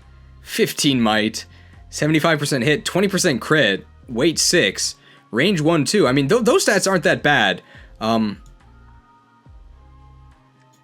Deals magic damage. It deals magic damage. You don't put Leif on mages! The fact that the Light Brand and the Master Lance are both 1-2 range is very, very bad. Because that means that you can always counter with them, and the adaptable AI loves it when you can counter. So you're almost always going to end up stuck with the Master Lance, getting doubled and then missing, or with the Light Brand and then just doing no damage on the counterattack. So the best strategy with Leif is to never actually advance past bond level 10. Because if you never go past bond level 10, you never get the Master Lance, and you never get the Light Brand, so it doesn't mess up the adaptable weapon swap. You just forge your own killer axe, forge your own killer bow, have those in your inventory, you're gonna be stuck with Vantage 1, but if you're careful, you can maybe get it to activate with Panette and you can crit some things. That's about it. Leif's Engrave, the engraving of genealogy. Plus 1 might, hey that's good. Plus 20 hit, hey that's good. Plus 1 weight, you can live with that. And plus 10 avoid. Overall, pretty good. Not bad at all. You would be willing to pay 1 extra weight for those bonuses, especially if you're already buffed to begin with. Which Leif does help you with. Not many kind things we can say about Leif here. By far the worst emblem in the game, it is not even close. His paralogue is also incredibly obnoxious, which, to be fair, does recreate the Thracia 776 experience. It is what Kaga would have wanted. You really could treat him as a doodad. Just keep him in the doodad drawer, get the proficiencies you need from him, and then just leave him on the bench. Especially if you have access to the $30, I would just never use Leif. Anything nice we can say about Leif? He's got a sick cape. Nice 90s drip. That's about it. He's probably he is the only emblem ring that is actually outshone by a bond ring from his game. Magic is everything. Lucina, the Emblem of Awakening. At first glance, Lucina doesn't really do anything, because all of the emblems before this let you kill things, right? They do like a lot of damage, they have very flashy skills, and then you get Lucina, and then it's like all this like support stuff? What does she actually do? She breaks the game, that's what she does. Good ring! Let's start with the stat bonuses, which are pretty good. Plus 5 dex, that's going to be useful on almost everyone, because you do have to hit and enemies get very dodgy. Plus 4 speed, speed is the best stat in the game aside from move, so getting more speed is always nice, and plus 6 luck. Well hey, you get 2 good stats, right? You can inherit dex. Don't, but you can. Dual Strike, super useful. Unit participates in chain attacks as if it were a backup unit. So if you have Lucina equipped and you're not a backup unit, you can still backup attack, which is really useful, especially on Maddening where enemies are super buff. The chip damage really helps, and it pairs really well with some skills that she gives you later on. So it's kind of a waste to put her on a backup unit, since then this does nothing, but as you'll see later on, you don't want to put her on a backup unit anyway. Why is Lucina in S? Bonded Shield. Used to prevent first attacks on adjacent allies until your next turn. Trigger equals 80%.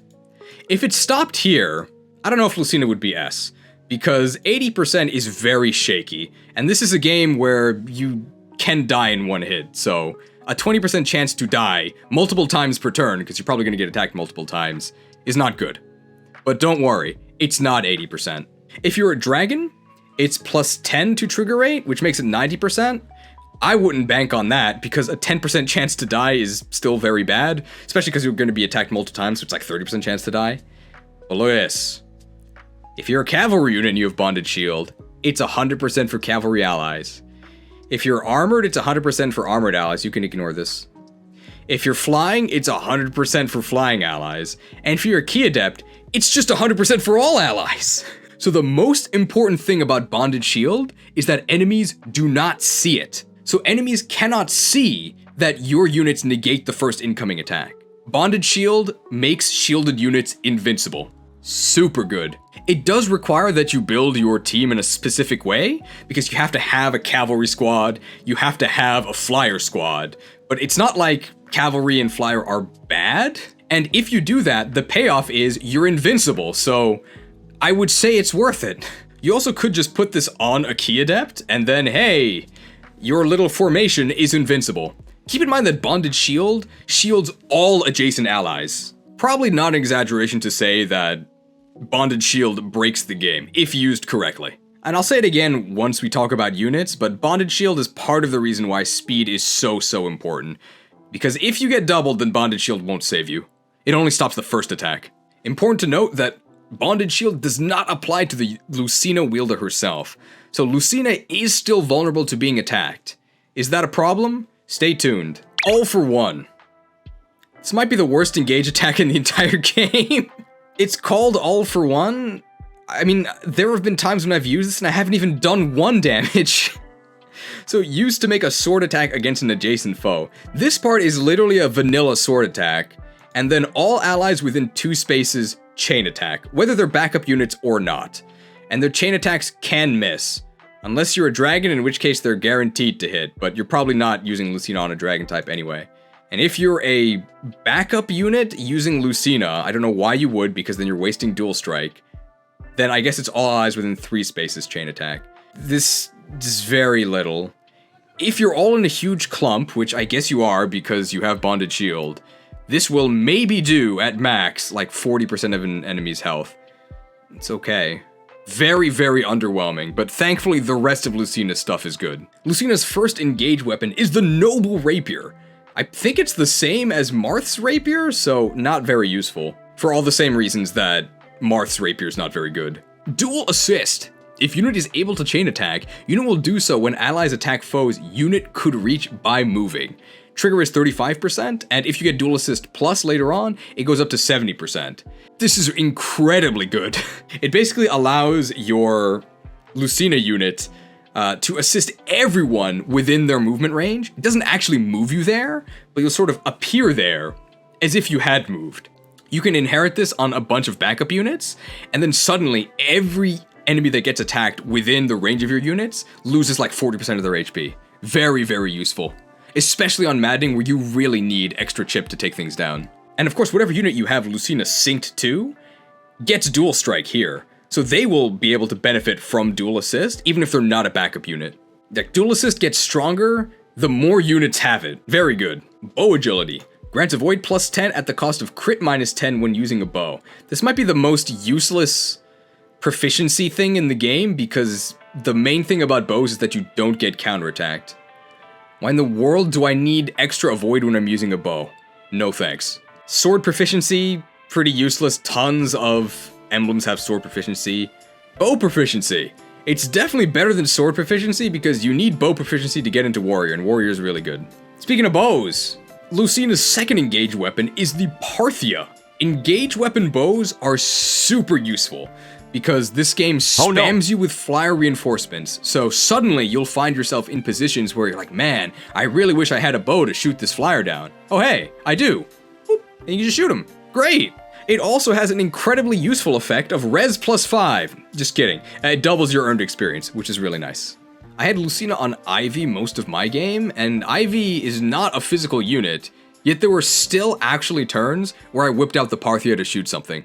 And Parthia itself has 17 might, so that gets tripled to 51 against flyers. You don't even need physical stats to use this. It's great. I said earlier to stay tuned.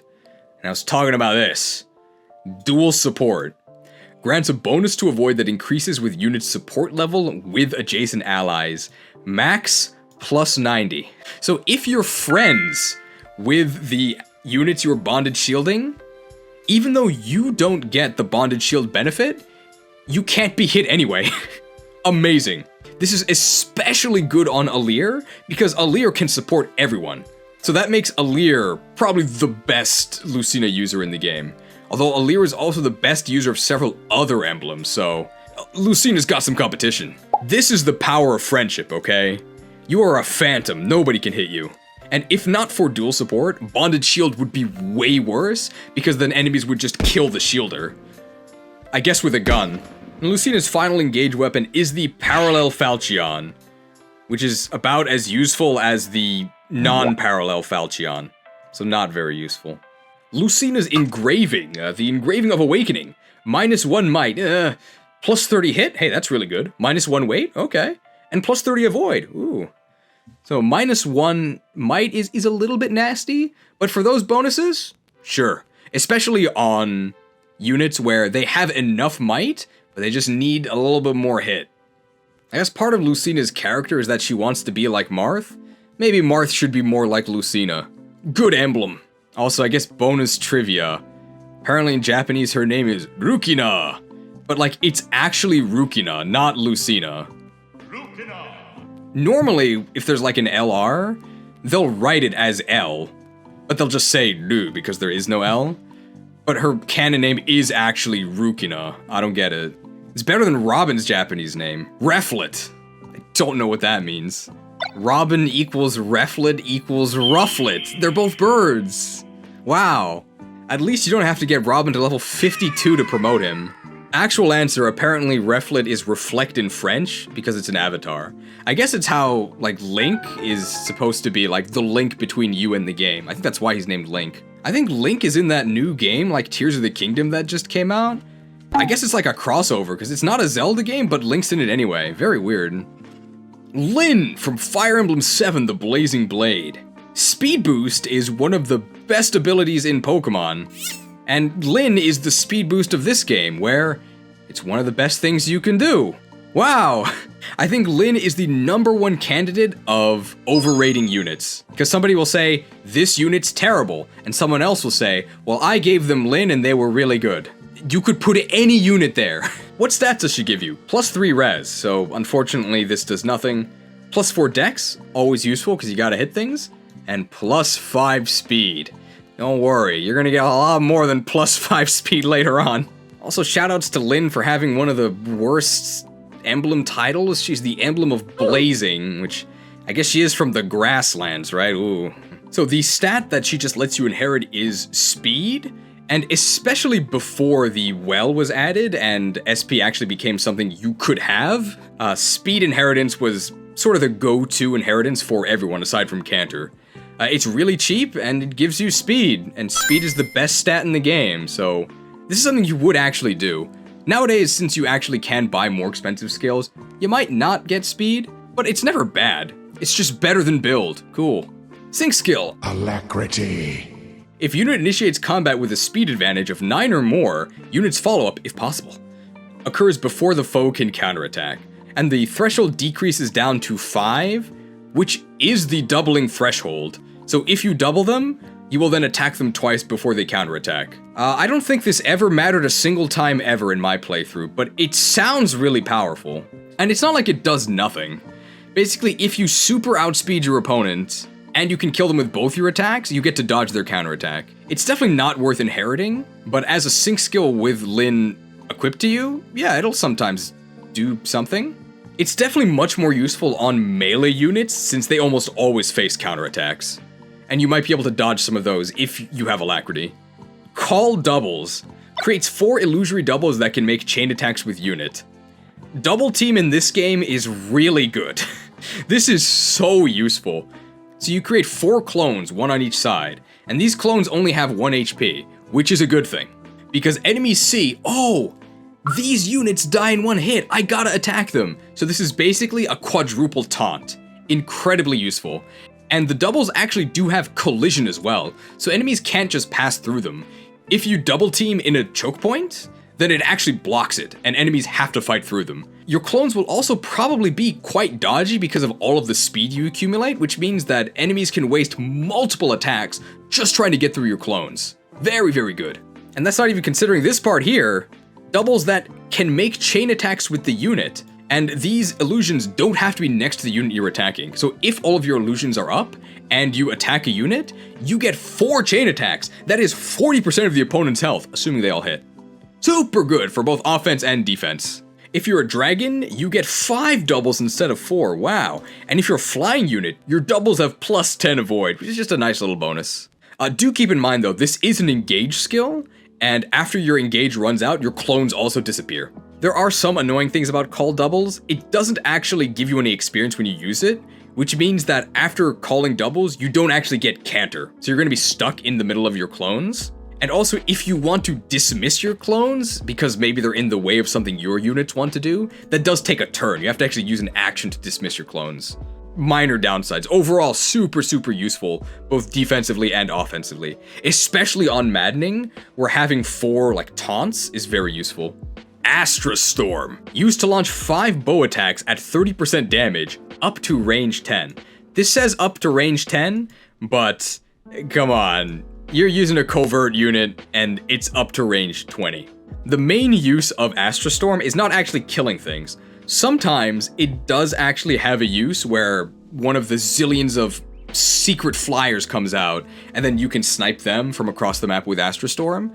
The main use of Astra Storm is aggroing bosses early. You can make bosses come to you instead of you having to go to them. This is super good on Camilla's Paralogue. I do not want to play Camilla's Paralogue without Astra Storm. If you're a dragon, you get plus 5 range on this, so just strictly worse than the covert one. I thought dragons were supposed to be better, what is this? And if you're a key adept, it breaks the target, but you're 10 away? I don't know why you'd ever do that. Her first engage weapon is the killer bow. It is a bow, and engaged bows are very useful to have. But if you're a bow user yourself, you'd probably just rather use a forged killer bow. Not bad, but it does have extra utility from being an engaged weapon bow that you can whip out on non-bow units. Speed Taker. Grants a stacking +2 speed each time unit initiates combat and defeats a foe. Bonus lasts for the rest of the battle. Max +10. So you can get 10 from Speed Taker and 5 from Lyn herself, that's +15. One of her weapons also gives you speed. So you can get 20 speed from Lyn. Some units don't even have 20 speed to begin with. At 2,000 to inherit, it's a bit pricey, but there are some units where their main weakness is that they don't have enough speed. If you give them Speed Taker, they will eventually have enough speed. Incredibly powerful. Probably the best stat boost in the game. Just do keep in mind that you can't really put this on all of your units, because you do have to actually kill units and build up Speed Taker. So if everyone has Speed Taker, then there's not going to be enough to go around. The unit also has to be strong enough to get kills and start stacking Speed Taker in the first place. Bow Focus. Grants extra hit at the cost of dodge. So dodge is chance to avoid crits. So this gives you extra hit, but makes you more likely to be crit. Bows have no issues hitting anyway. I would not bother with this skill. Bow Proficiency. Good if you want to go into warrior. Sword Proficiency. Not really that useful. By the way, if you haven't actually played Fire Emblem 7 where Lyn is from, Lyn is a sword unit. She doesn't actually get bows until she promotes. I think the only reason why they made her bow focused was because who else would be the bow emblem, right? The Manicotti. Divine sword wielded by Emblem Lyn. And probably not wielded by you because I don't know when you would ever use this. Basically a rapier, and we already talked about how the rapier is not very good. But Manicotti is delicious. I think even better than cannoli, because I do prefer savory items. And Lyn's ultimate engage weapon, the Moulagear. Mighty bow wielded by Emblem Lyn. Grants speed +5. Effective versus flying and dragon. Wow. Is this the best engage weapon in the entire game? It might be. Second best. Second best. Speed +5 is always going to be super useful, helps you double if you don't already. And if you're a Wyvern Rider, you hate this thing. Dragonite Quaking. He hates Moulagear. Super, super useful, especially if you're not a native bow unit. If you're threatened by a Wyvern Rider, which, let me tell you, that's pretty much every turn in this game, you can whip out the Moolah gear and start shooting. Very nice. Also, Moolah gear's not even from Fire Emblem 7, which is the game that Lynn's from. Also, Lynn's paralogue is from Fire Emblem 6, which Lynn is not in. It's also the single most hated map in Fire Emblem 6. Featuring Monkey. Everyone loves Monkey. Lynn's Engrave, the Engrave of Blazing. Might -3. Yikes! Hit +40, ooh. Crit +20, wow! And weight -2, ooh. Well, if you want a crit, you're gonna be doing 9 less damage because you lost 3 might, but well, you're definitely gonna be critting. -3 might is a very steep penalty to pay. It is a lot of hit. It's very good on axes, because axes kind of have might to spare, but they have issues hitting. So Lynn, the unit who starts with swords, is the bow emblem, and her engrave goes on axes. Okay. So Lynn, for the most part, is a combat emblem, and I think I would put her at the top of A, except Astra Storm pulling is actually very useful. So I think we are going to put her at the bottom of S. Could you imagine, like, time traveling from, like, last year, and then looking at this list, where Micaiah is the best and Lynn is in S? You'd have no idea what game this was. And Roy in A? Although, given Smash, Roy in good placements isn't that crazy. We've seen strong Roy. We like Ike. Even if you've never played Fire Emblem, you definitely know who Ike is. You at least know that he fights for his friends, which is very strange because he never says that in his game. The closest thing he says is, like, I won't show any sympathy, even to my former friends. So he actually fights his friends. He's actually in 2 games. He's the main character of Fire Emblem 9 Path of Radiance, and then he appears again in the next game, Radiant Dawn with Micaiah. His appearance here is like kind of in between his 2 versions. In his first game, he's like a little kid, like he looks kind of wimpy, and then there's a time skip before the second game where he hunted down all the protein powder in Elyos, and he's just a monstrosity. I really like his appearance in this game where he's just really buff, but he still looks like a human. In his first game, Ike's best stat is his speed, and he's like a fairly fast, kind of buff attacker, eventually. In his second game, his speed is actually his worst stat, but it's still really good. He's just a super, super buff attacker, probably the best fighter in the entire game. Neither of those describe him in Engage, where he's a defensive emblem. So what stats does Ike give you? +7 HP? It's actually very useful for Ike in particular, because it synergizes with one of his skills. +4 strength, oh I like that. And +5 defense. Also very useful for what you're going to be doing with Ike. The stat you can inherit from Ike is defense. It's not worth it. But hey, if you want to inherit defense, you can get it from Ike. Demolish is a sync skill. Break destructible terrain in a single blow when using destroy. This almost never matters, but it is very funny, and I'm not going to tell you why. But if you've played the game and you've done Ike's paralogue, you know why. It's not very useful. Typically, if there's something destructible, you can destroy it in like 2 hits anyway. It's not that it never comes up, but it almost never comes up. But at least you get another sync skill, so it's not like this just takes up a slot. I would definitely not inherit it though. Resolve. If unit's HP is 75% or less after combat, grants defense res +5 as long as unit's HP stays below 75%. Resolve is very useful in helping you stay alive. I'm not going to say it makes you invincible, because if you're hoping to actually like enemy phase with Ike, like jump into the enemy army and come out on top, you're gonna die. Ike is not one emblem that helps you do that. What Ike does do is help you take controlled amounts of damage, which is very powerful on one character in particular. Lagoo's Friend. Now with a name like Lagoo's Friend, I don't really know what to expect. Maybe like Ranulf, his best friend and roommate, appears and like helps you double if you can't, or maybe he stops enemies from doubling you. I don't know, but something to do with Lagoo's. Definitely not unit takes 50% less damage, but its avoidance is set to 0. Very strange effect. Okay, the Japanese name makes way more sense. Fudo, immovable. Stalwart.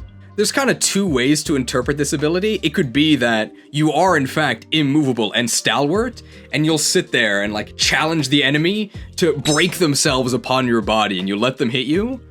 Or you're just such an oaf that you can't actually dodge any attacks. I guess he's also a dragon friend because you take 10% less damage.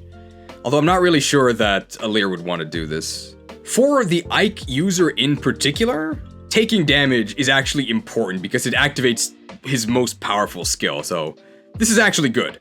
Just keep in mind that 50% less damage is still damage, and you are gonna die pretty quickly on Maddening. Great Ether is his engage attack, grants defense res +5, but you don't counterattack, which actually, for the purpose of this skill, is actually good because it means enemies want to attack you because you don't counterattack them. Next turn, attack a 2-space area, heal HP equal to 30% of damage dealt. You must use a sword or an axe, but Ike does give you both of those weapons. If you're a dragon, you do +1 damage per hit taken, that's useless. And if you're armored, grants an extra +5 defense, that might help you survive, you're probably still gonna die. And if you're flying, grants an extra res +5, that's useless. Unfortunately, on Maddening, jumping into a bunch of enemies to try and get a huge Great Ether is just gonna end with you dying. So this ends up being, like, kinda lame. You can hit maybe 1 or 2 units. I don't know if I'd call that great. Okay, Ether? Also, the fact that it heals you is actually kind of bad, because on Ike, you want to be hurt. So making you not hurt is not good. Great Ether is overall very underwhelming. I'm not a big fan. The Hammer! Despite the fact that Ike is a sword unit, the first engage weapon he gives you is the hammer, which is really funny.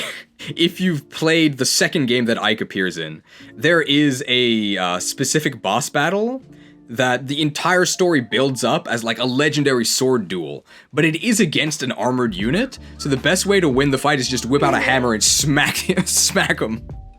Hilarious.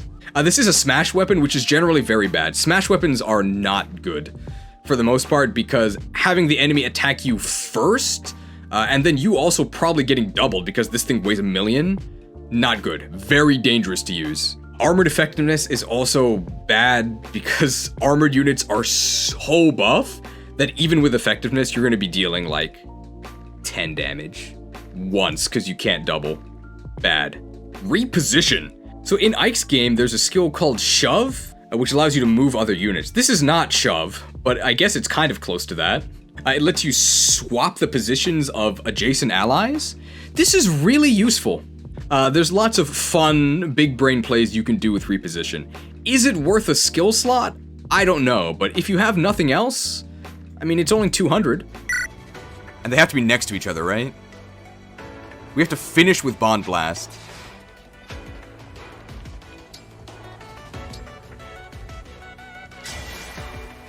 It's Bond Blast if we're adjacent. Do we both get to Bond Blast? Who has Reposition? Jean does, right? You're not doing anything else, are you? Well, now we're adjacent.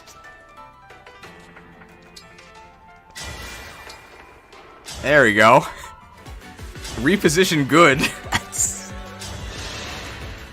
Makes for some fun plays. Probably used in a lot of like very fancy like LTC or like one-turn strategies. Axe Power eventually gives you attack +10 when using an axe, although you're gonna be getting hit because of the minus avoid. I mean, axes are really strong, and adding +10 might to an axe, that's a lot.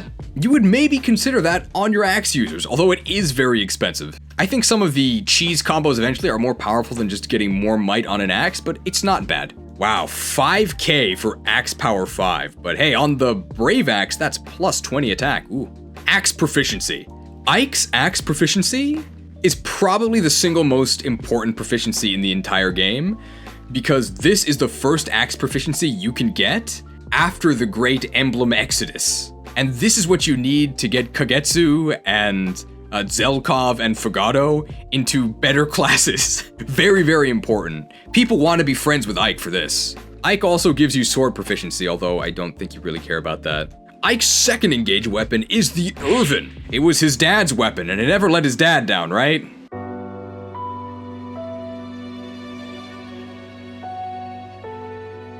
It's alright. It gives you res +3. Like, sure. It's okay. The best part about Irvin is that it's not a smash weapon, so if you're not a native axe user but you have Ike equipped and you want to use axes, I would rather use Irvin than the hammer. Wrath. Now, this is the main reason to equip Ike. Why do you want to lose health but not die? So that you can be angry. At the start of combat, for each HP the unit has lost, grants crit +1 during combat, maximum 30. Important note about this, it's for each point of HP that you're missing, it's not a percentage. So that is why it's important that Ike gives you more HP, because then you can lose that HP and get more crit. Ideally, this just gives you a consistent +30 crit, and with the other crit stacking things you can do in this game, you can get up to 100 crit. At which point, it's not a gimmick, okay? It's a strategy.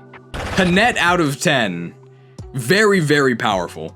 And you can inherit it for 2000 if you want to try using level 9 Bond Lief for Vantage alongside Wrath, but I think the Ike version of it is just better. And Ike's final engage weapon, oh hey, right, this guy uses swords, right? You get Ragnell. One of the better engage weapons in the game, it's 1-2 range, hey, and it gives you +5 defense. I think it's just worse than the Binding Blade, but hey, the Binding Blade is really good.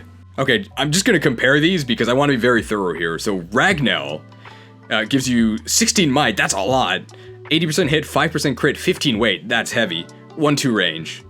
Apparently it's worth 100, I don't really know what that means. And it gives you +5 defense. And then the Binding Blade, 14 might, so 2 might less, but you get more hit at 95, you get more crit. It is way lighter. It's also worth 100, and it also gives you res +5. So yeah, like, it's not strictly better, but overall the Binding Blade is way better. I can't believe I'm saying Roy is better than Ike, at least for that. Okay, and Resolve Plus, apparently, you only get defense res +7? But base Resolve is already +5, right? For 1,000 more SP? No thanks. Are you testing my Resolve? It fails. Ike's Engrave is kinda meme-tastic. So, might +3, ooh, that's a lot. Weight +15. Just in case you're not familiar with Fire Emblem, I don't know how you made it to this far in the video, but no, that is not worth it. If you use the Ike Engrave, you are getting doubled. I don't really know why you would do this. You could maybe put it on a Brave weapon, because Brave weapons double anyway. You could put it on a Brave weapon and then pinch the enemy with a Halberdier. I don't know. Not one of the better engraves in the game, I think we can say that. One thing about Ike is that despite how popular he is and how many places he appears, pretty much all of his iterations are like really different, because in Smash, he's like really slow and bulky, but in his own games, he's not slow at all, he's really fast. And then in this game, he's just like a tank, like defensive, and doesn't actually do that much on offense. It's like, I guess Ike is a man of many talents. So although Ike doesn't actually make you invincible on enemy phase, he does let you take 1 or 2 hits, and probably more importantly than that, he enables some crazy crit stuff. So I think with that, we can say that we like Ike a little more Roy, I think. I don't think anybody's gonna argue that he's not A. It's just, is he better or worse than Roy? But Roy's our boy, but we like Ike. But Roy's our boy. But we like Ike. I think Ike's a little better. I think what gives Ike the edge over Roy is that Ike's axe proficiency is probably the single most important proficiency in the entire game. It comes at the perfect time. We like Ike. Apparently you get Byleth before Corrin. Sorry. Byleth, the emblem of the academy, from the ring of the instructor. Both kinda lame. If only Byleth had some other title that was way cooler and actually reflected their life as a mercenary. Anybody have any ideas? What stat bonuses do you get? Magic +3, which I always thought was kinda weird. I mean, he's not really that magical. +3 speed, hey, that's good. And +12 luck. I mean, that's a lot of luck. It's probably gonna do something at some point, but I'd rather have, I don't know, like Dex or something. Byleth's inheritable stat is luck. You would never do this unless you're trying to do Capitalism Anna. And if you're doing that, I mean, you're already goofing off, so I guess more luck helps with that. Divine Pulse may turn a missed attack into a hit. Trigger equals 30%. Chance increases with high luck. I believe at Divine Pulse Plus, it's a base 50% trigger, and then each point of luck is an extra percentage. It's really, really useful. I think it's better than any hit increase. I would rather just go with Divine Pulse. In particular, this is incredibly powerful with the Ensnare Staff, because the Ensnare Staff, which yoinks an enemy and moves them to your position, has some very suspicious hit rates at a distance, and with Divine Pulse, it doesn't do an accuracy check. If Divine Pulse triggers, you hit. And it's also like very cheap. I think Divine Pulse Plus is only 500. Yeah, look at that. I also kind of like how the game interprets Divine Pulse as just being really lucky. You know skill awakening babies. You require luck, okay? Even though Divine Pulse is actually in this game too as the Draconic Time Crystal. Should also be clear, I actually really like the rewind mechanic. I think it's a good change.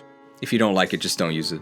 It's a good mechanic, but I feel like the devs use it as a crutch for bad map design. That was definitely true in Three Houses. It feels less true in Engage. Now, Byleth is the ring of the instructor. So as you might expect, his ability, Instruct, is really good. So used to grant allies within 2 spaces a stat bonus based on the user's type. Bonus lasts for 1 turn. If you're a dragon, all 7 basic stats plus 3. Now we've covered a lot of emblems. I think this is the first time that I would actually say the dragon bonus is worth it. Giving all units around you plus 3 to all of their stats is like giving them 7 levels. That's crazy.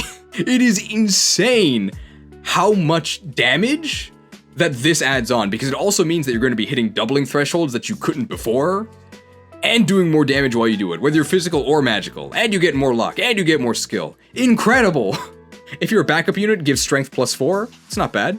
If you're a cavalry unit, dex plus 10 is massive, so if you have hit issues, getting a cavalry instruct can really help you out. The covert, speed plus 5, is probably the best instruct that's not the dragon one. Plus 5 speed is huge. Armored gives you defense plus 6, whatever. I mean, your armored unit's probably not gonna be in position to do this anyway. Flying is res plus 5, who cares? Mystical is magic plus 4, no, not gonna be that useful. And your key adept is luck plus 10, no thanks. The only ones really worth using are dragon, cavalry, and covert. The strength or magic rallies aren't bad, but I think they're just too specific. Whereas everyone can use the dragon rally, everyone can use the cavalry rally, and everyone can use the covert rally. Also note, and this is important, to be good at instructing, you don't need any stats of your own. Goddess Dance is Byleth's Engage attack? It's not actually an attack. Used to grant another action to all adjacent allies. Do I need to describe anything about why this is so good? You can turn 1 turn into 4. Yeah, Dragon Dance is one of the best moves in Pokemon, and it is one of the best moves in this game too, because the dance also applies the rally effect. If you Goddess Dance with your dragon, that gives 4 units next to you another turn and plus 3 to all of their stats. Wow. Wow! I do think that dragon utility is worthwhile, and a large part of that is because of Byleth. Also, you don't need any stats to Dragon Dance. This is also a large reason why you need Canter on all of your units, because Canter allows you to position to get Goddess Danced. A lot of the time, the end of maps in Maddening Engage will be trying to one-round the boss as you're attacked by, dozens of reinforcements, and often getting through all of the boss's health bars, considering that the bosses can't be broken and they don't take effective damage, that's going to involve using a Goddess Dance. You can have some crazy power turns, all thanks to Byleth's sick moves. I'll read this comment from Solomon Kearns to help with the upcoming storm of Engage weapons. Byleth is unique in having a different hero's relic for each class type for the level 1 Engage weapon. Unique doesn't mean good. So what are these Engage weapons? If you're a backup, you get the Blutgang. Blutgang, don't rise up, stay down. Magical sword wielded by Emblem Byleth, effective against dragon and cavalry. Effective against dragon is pretty much worthless. Effective against cavalry might come up. It's okay. If you're cavalry, you get the lance, a reed bar. Lance wielded by Emblem Byleth. If user initiates combat, grants might plus 50. That's actually a pretty useful effect. Is there another emblem that has the Dread bar? Fail Not, a covert unit engage weapon. Bow wielded by Emblem Byleth. If user initiates combat, grants avoid plus 20. An avoid bonus on your bow unit. Although I do think Fail Not is 2-3 range, so it's better than a longbow. Is there another unit that gets the Fail Not?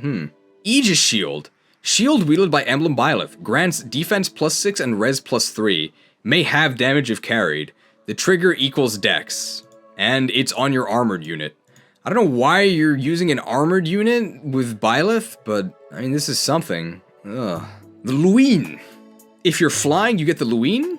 Raises damage based on user's speed, and it's effective against dragon. Again, dragon effectiveness is kind of sad, doesn't really apply. How much does it raise damage based on user's speed? Let's find out. Here we go. Doesn't tell you. Yeah, the main use of Luin is to jump scare you, because evil Hortensia has Byleth, and Alir is a dragon, so it is effective against Alir, and Hortensia is pretty fast. That's about it. When you're actually using it, I don't know. It's worth 100. I have no idea how to pronounce this. Thyrsus? Grants magic range plus 2. May have damage if carried. I don't know if this may have damage if carried thing does anything, but grants magic range plus 2 is actually incredibly useful. And keep in mind that Byleth does actually give you magic. So on the turns you're not dragon dancing, if you're a mystic unit, yeah! In fact, if you're not planning to just be a pure support bot, I would recommend you use a mystical unit with Byleth, because this Thyrsus effect is actually super powerful. Like, nobody can counterattack you once you have the extra range. Thyrsus is the only one of Byleth's many engage weapons where it is actually an incentive to equip Byleth. The Rafale Gem. Are those 2 L's? Okay, the Rafale Gem. Relic Gem of Emblem Byleth. User is immune to effective and critical hits, may have damage if carried. But this is only for Key Adepts?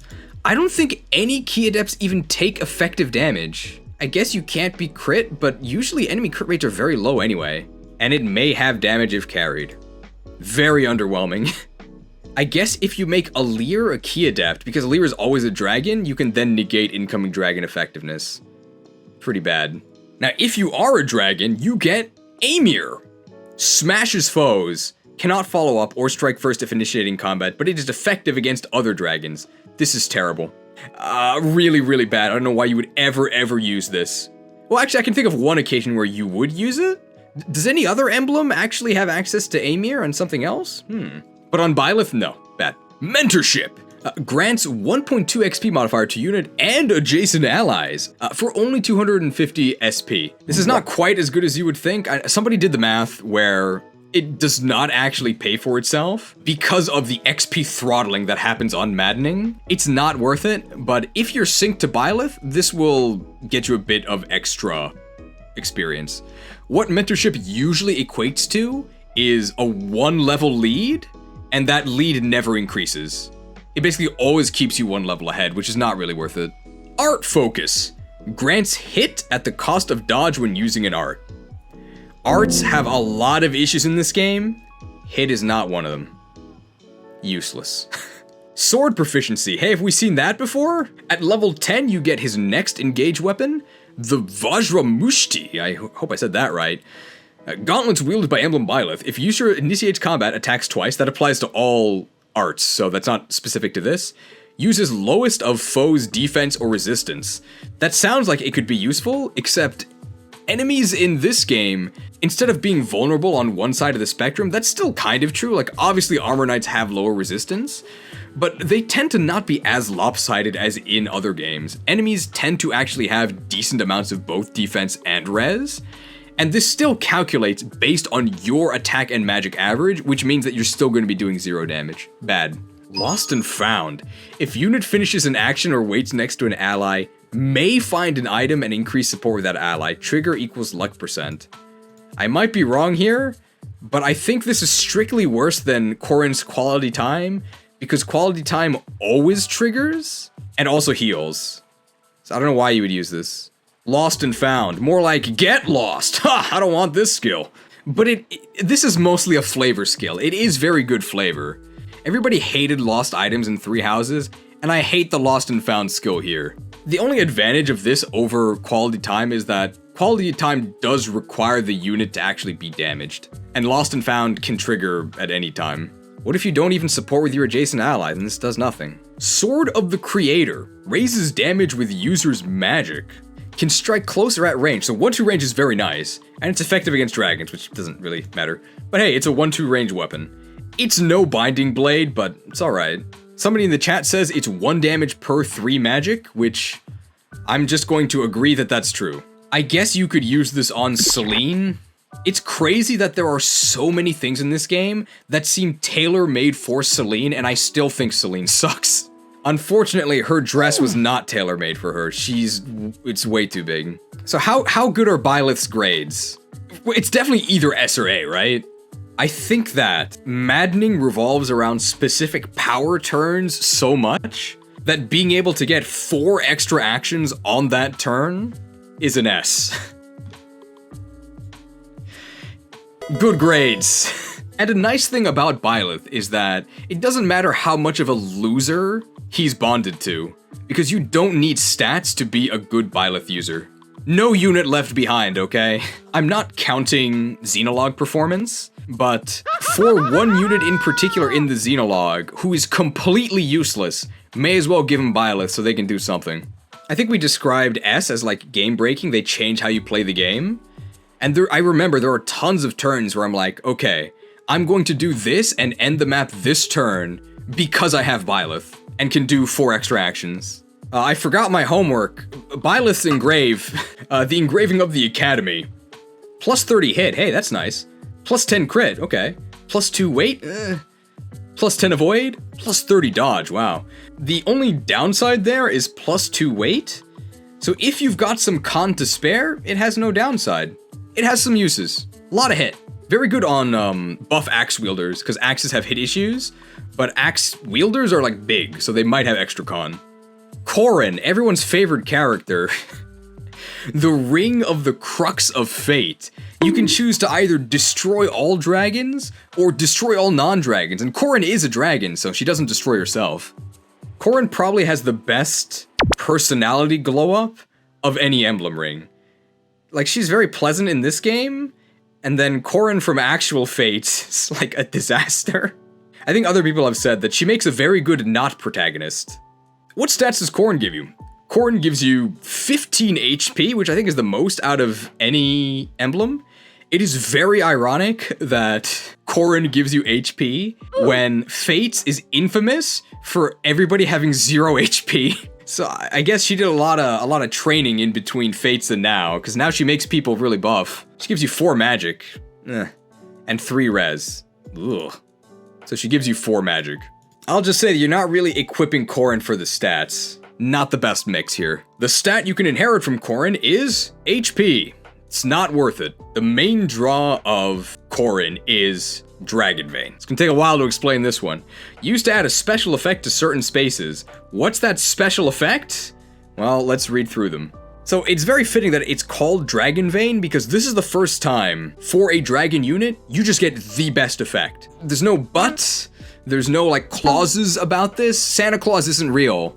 If you're a dragon, you get the best Dragon Vein. You can use all of them. If you're a backup, you create stone pillars that increase defense and resistance. I don't think that's worth it at all. If you're a cavalry, you create water that decreases avoid. I don't think that's worth it at all. If you're covert, creates fog that increases avoid. I do think that's worth it. And I think that's incredibly worth it. We'll talk more about that later. Armored creates vines that grant immunity to break. Lamau. God. Why do they hate armored units so much? Flying creates healing glow that restores HP. Not really worth it. Mystical creates flames that inflict damage, and it doesn't say it here, but they also heavily restrict movement, which actually does make the mystical vein worth it. Key Adept creates ice pillars that hinder movement. You are going to be using this only because the game forces you to. Because you get Corrin in a chapter where she's synced to Celica, who is a Key Adept, but I would never use this normally. Dragon Vein is super powerful on covert units, because covert units gain double benefit from fog. It allows them to just create their own avoidance checkpoints. Enemies get slowed down passing through it. If they try to attack because you're not on maddening, they're just gonna miss and kill themselves. If they are on maddening, they're gonna try and attack you even if they have no hit, because they don't see that Corrin also blocks chain attacks. Ooh. Now we have to fog here. We have to. We want to stall as much as possible, so we're going to fog here.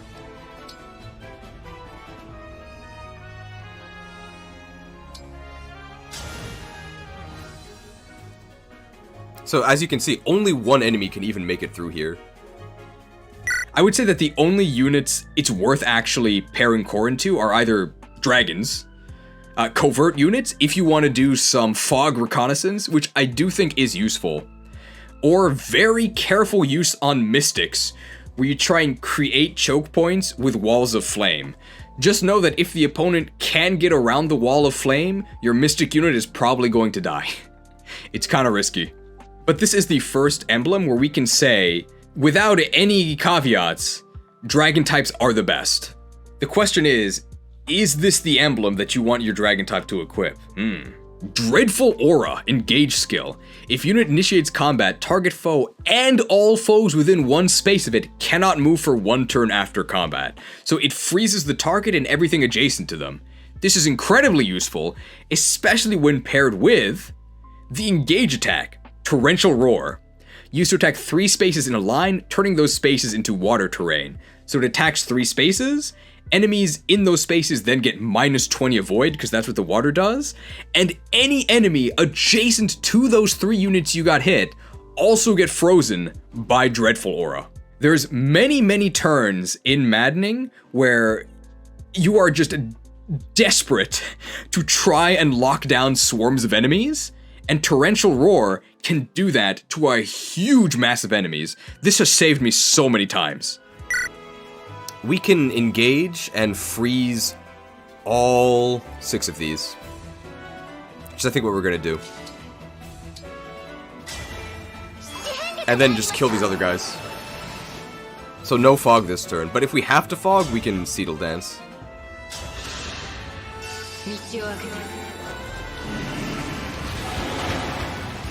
Lief counters with the best weapon for the situation. Unfortunately, he's a little dim. How can it be dim if he has the light brand, okay?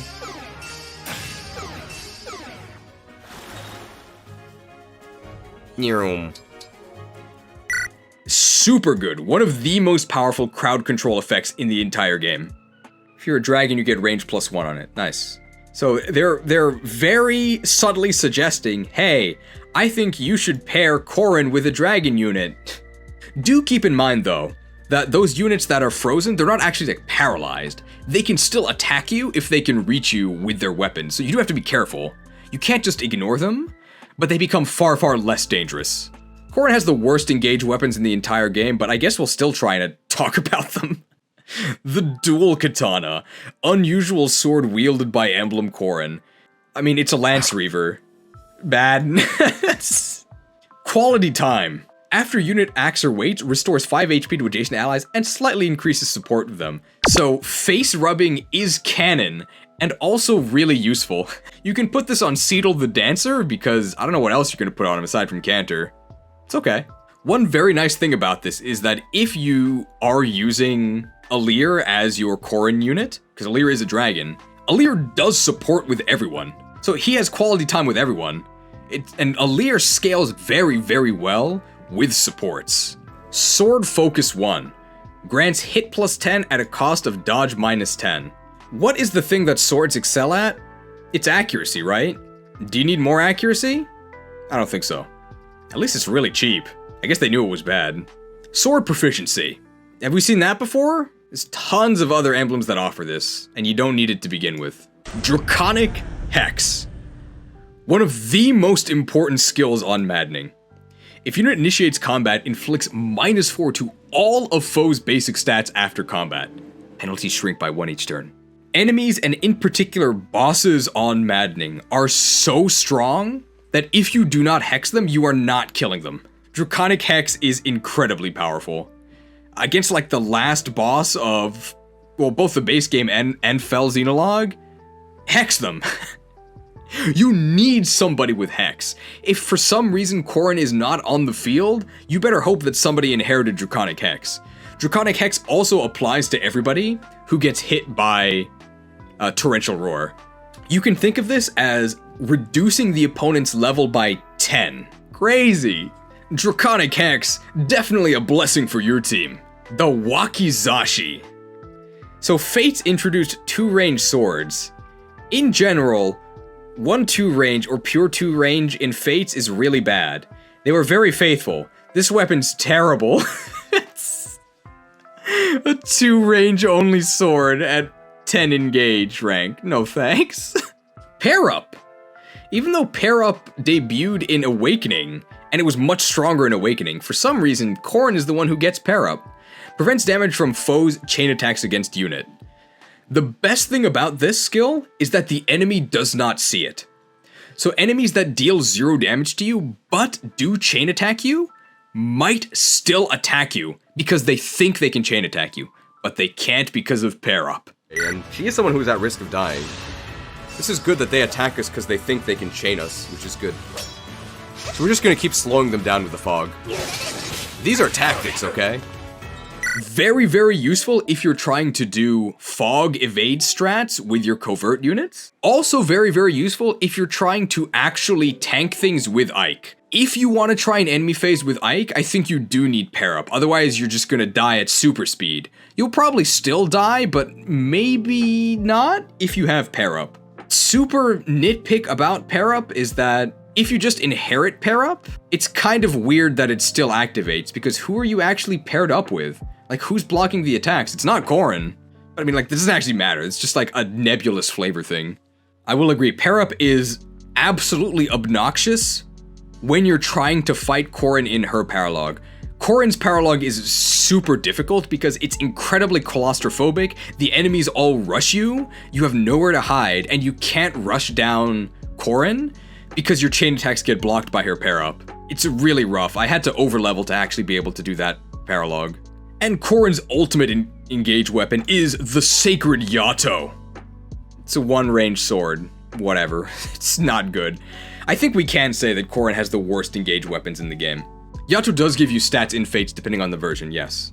But it does not do so here, so they, like, nerfed it.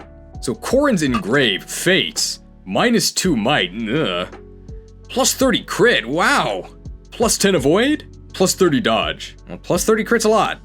You might use it for your crit builds, even at the cost of -2 might, which is -6 might if you crit. Corrin overall offers very little in terms of actual, like, combat prowess. It's like a pure support emblem, but it does some really powerful support effects. Hex and AoE freeze on Maddening are super, super important. I think the reason why I am going to put Corrin also in S is, this is very important, I don't know if I mentioned it, Dragon Vein is not an engage skill. It's a sync skill. So Byleth, when you're not engaged with him, kind of sucks. He doesn't really do anything. Corrin always helps you. Even if you're not engaged, you can always Dragon Vein. It's Corrin's fate to be an S. Eirika, Ring of the Azure Twin, which is very weird because she's the only one in the ring, right? Where's Ephraim? Have you seen this, man? There had to be something weird going on behind the scenes, right? Because the Robin emblem has both Chrom and Robin in it. This emblem that's in the base game is supposed to have both Eirika and Ephraim, but like, Ephraim like only appears in the engage attack, barely? In terms of stat bonuses, you get magic, okay?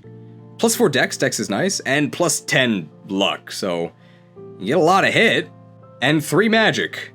Despite the fact that pretty much everything Eirika does is physical. Very strange. Now, despite the fact that Ephraim is nowhere to be found, I do think that the twin aspect of the ring is actually very well represented by what you can do. So there's 2 modes, either Lunar Brace or Solar Brace, which you can swap between, and then when you engage, you basically get both effects. So we'll start with the Lunar mode, because it's the much better one. If unit initiates combat with a physical attack, deals extra damage equal to 20% of foe's defense, so it's sort of an automatic Luna effect. This might be one of the only offensive skills that is actually better on Maddening, because on Maddening, enemies actually have more defense. Now this is true damage. So as long as you have Lunar Brace, you are always doing damage. This has a very strange effect. The fact that you do guaranteed damage and will probably quadruple with arts suddenly means you've actually got like Jibanyan's Soultimate, right? Paws of Fury. And if you're not using fists, this is also incredible. It doesn't seem that good when you first get it, because Eirika starts synced to Rosado, who's horrendous. But if you actually put this on a good unit, this effect does some serious work. If you can double an enemy and you have Lunar Brace, the enemy, if they're not dead, they're taking massive damage. Super good. Probably the best single offensive buff in the game. I would say it's actually worth 3000 SP.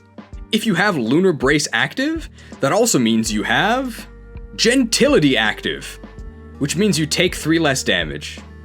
Okay.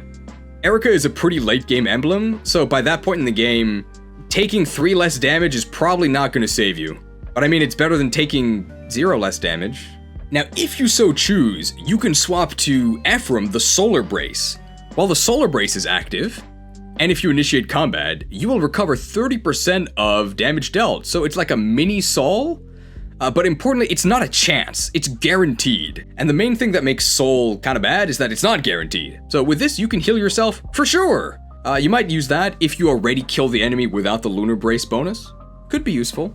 The more important part about that is that switching to Solar Brace also changes you from Gentility to Bravery, which means you deal +3 damage. Ooh. If you're using a magic weapon, which you might because for some reason Eirika gives magic, then Lunar Brace does nothing, so you may as well go to Solar Brace and get the +3 damage. And of course, if you engage, then you don't have to choose. You get the effects of Lunar Brace and Solar Brace, and that includes Gentility and Bravery, although I think the names change. It's then called Blue Skies. Now, I believe if you have Lunar Brace inherited on someone else, but your Eirika user engages, then whoever has Lunar Brace automatically gets Eclipse Brace. That's nice. Dodge +10. It's very confusing in English. So in Japanese, it's called Avoid and Crit Avoid. But in English, it's called Avoid and Dodge. So this specifically reduces your chance to be crit. I would never spend a skill slot on this. Next. Twin Strike is the engage attack, used to make a sword attack followed by a lance attack from Ephraim. Hey, he's in this game. Effective against Corrupted. This is actually kind of useful because there are tons of Corrupted at the end of the game. Although, as we'll find out later, your attacks were probably already effective on Corrupted. If you're a dragon, you deal +20% damage. I don't think you'll be using Eirika on one of your dragon units. And if you're a cavalry, only the Ephraim portion of this deals 50% more damage. Really lame bonuses. What? First engage weapon. The Rapier from Eirika. I think this is the 3rd Rapier. We had the Rapier, we had the Parallel Rapier, or the Noble Rapier, and now we have just the Rapier, parentheses Eirika. It's a Rapier. It's not good. Lance Agility. Grants avoid +10 at the cost of crit -10 when using a lance. Are there any lance users who want to be dodgy? Maybe some like flyers? Could be a use for it. Lance Proficiency. We haven't actually seen this that often, but hey, if you need to get lances, I mean, you can maybe get them from Eirika. I don't know, level 6. For some reason, the lance proficiency is before the sword proficiency? How many times have we seen sword proficiency? I'm proficient already, okay? At level 10, you get the Wind Sword, a magical sword wielded by Emblem Eirika. Can strike close threat range, so it's 1-2 range, and it's effective against flying. This actually ends up being pretty good against Wyvern Riders, because Wyvern Riders tend to have kind of bad res. So whatever unit you're using this on might actually be able to do something against Wyvern Riders, although I'd rather just have a bow as an engage weapon. It does end up mostly outclassed by the Levin Sword, because the Levin Sword just has really good stats. Sieglind. We've alluded to this a couple times.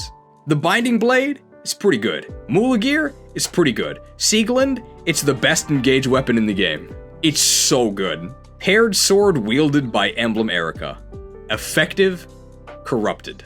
It's 12 might, so you get effective 36 might, and almost every enemy in the endgame is corrupted.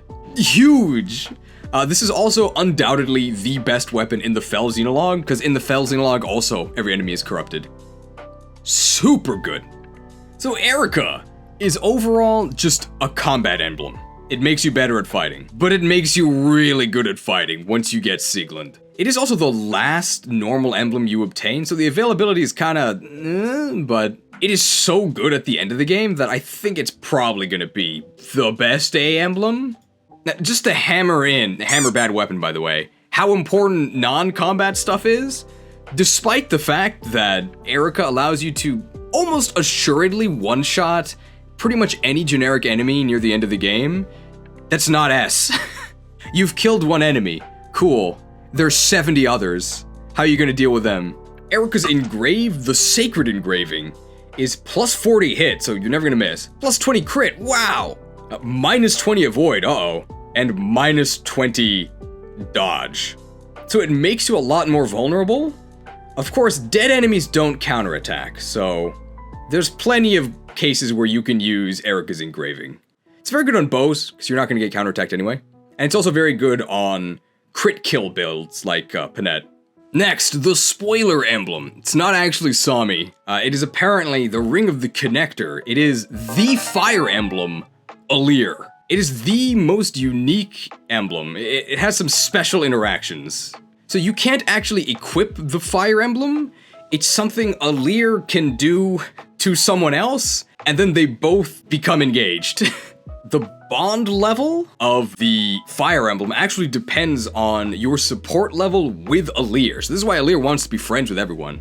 No support, you get some pretty paltry bonuses, and at A support, you get some pretty good bonuses. 15 HP, 4 defense, okay, and 4 speed. Well, you get 4 speed, that's nice. And you get, I guess, some very minor bonuses for actually being literally engaged. S rank. You get the 21 bond. I'm not sure how much better that is. Nice things about actually using what it's called in game is Engage Plus.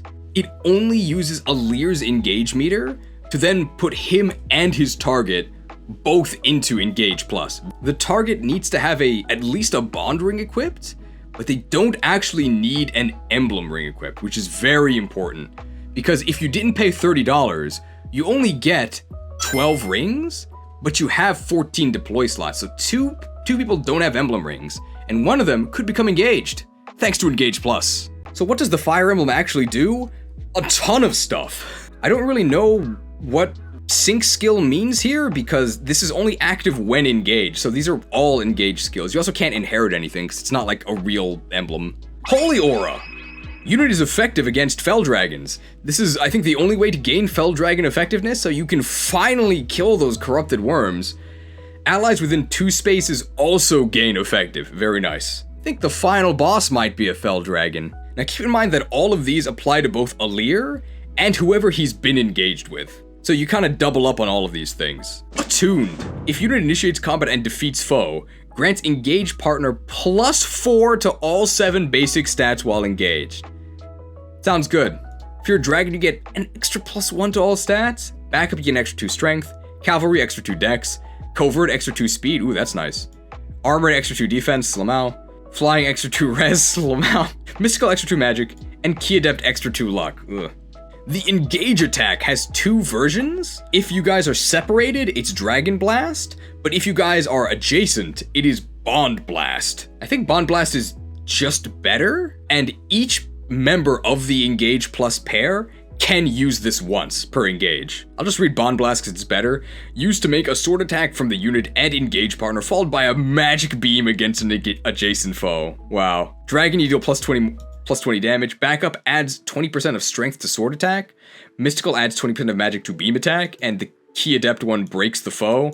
Key Adept one doesn't do anything because this will almost always kill the opponent unless they're like a boss. And if they are a boss, they can't be broken anyway. In Japanese, he shouts, "Engage! Beam!" which is really funny. And of course, we're gonna get the last hit with Bond Blast. Don't worry.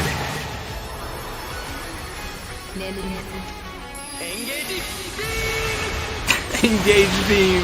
Take that, Dad. The minty fresh engage attack. Very strong if you can get the Bond Blast. Dragon Blast is not bad. Engage weapons. Lyration.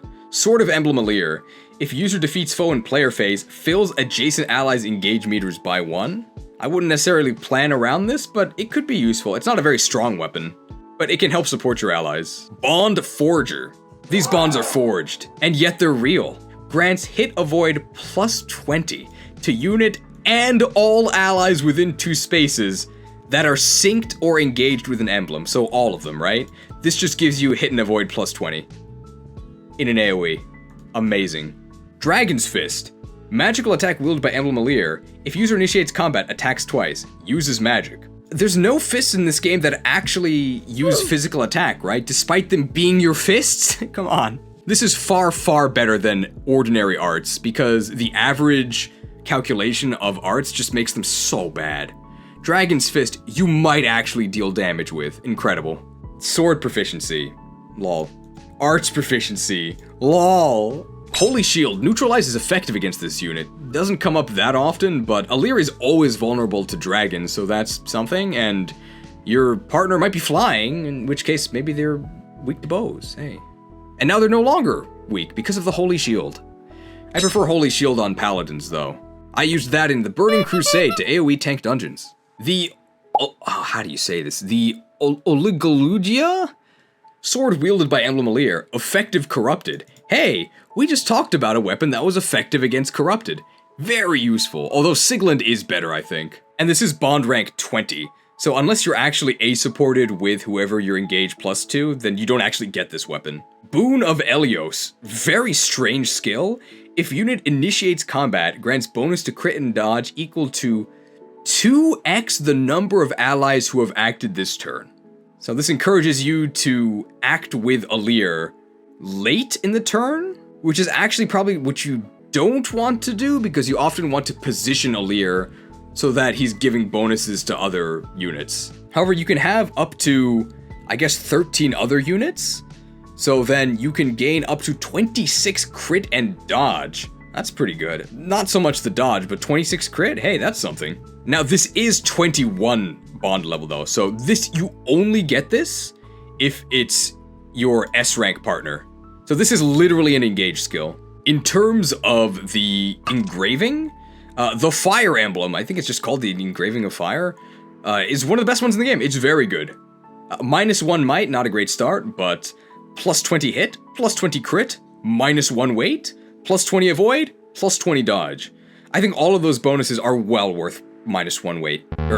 I think all of those bonuses are well worth -1 hit. I think all of those bonuses are well worth -1 weight. I think all of those bonuses are well worth -1 might. Great engraving. How many times did that take? Like 4? So lots of really powerful effects from Engage Plus. The question is it more powerful than the 2 you could be using if you weren't doing Engage Plus? If you didn't pay $30, you're always gonna have a very good Engage Plus target, because not everybody gets an Emblem Ring.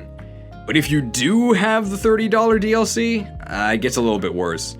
It's also barely in the game. It has very poor availability, because you get it from a major story event near the end of the game. One thing that's also a negative about the Fire Emblem is that all of these rings that we've talked about so far, you can equip on anyone. There's a ton of flexibility. But Engage Plus has to be used by Elyos, and Elyos is also one of the only units that can do dragon utility. So if he's engaging with the Fire Emblem, he's not doing dragon utility stuff, which is really powerful. So overall, I would say Engage Plus is really useful. I don't know if I would put it in S. I think I'm gonna say that Ike is kind of like staring at Sommie here. Sommie's asking Ike to pet him. Does he get any sympathy from him? I'm not sure. I guess we would be remiss not to mention that it's the best emblem in the Fel Xenologue.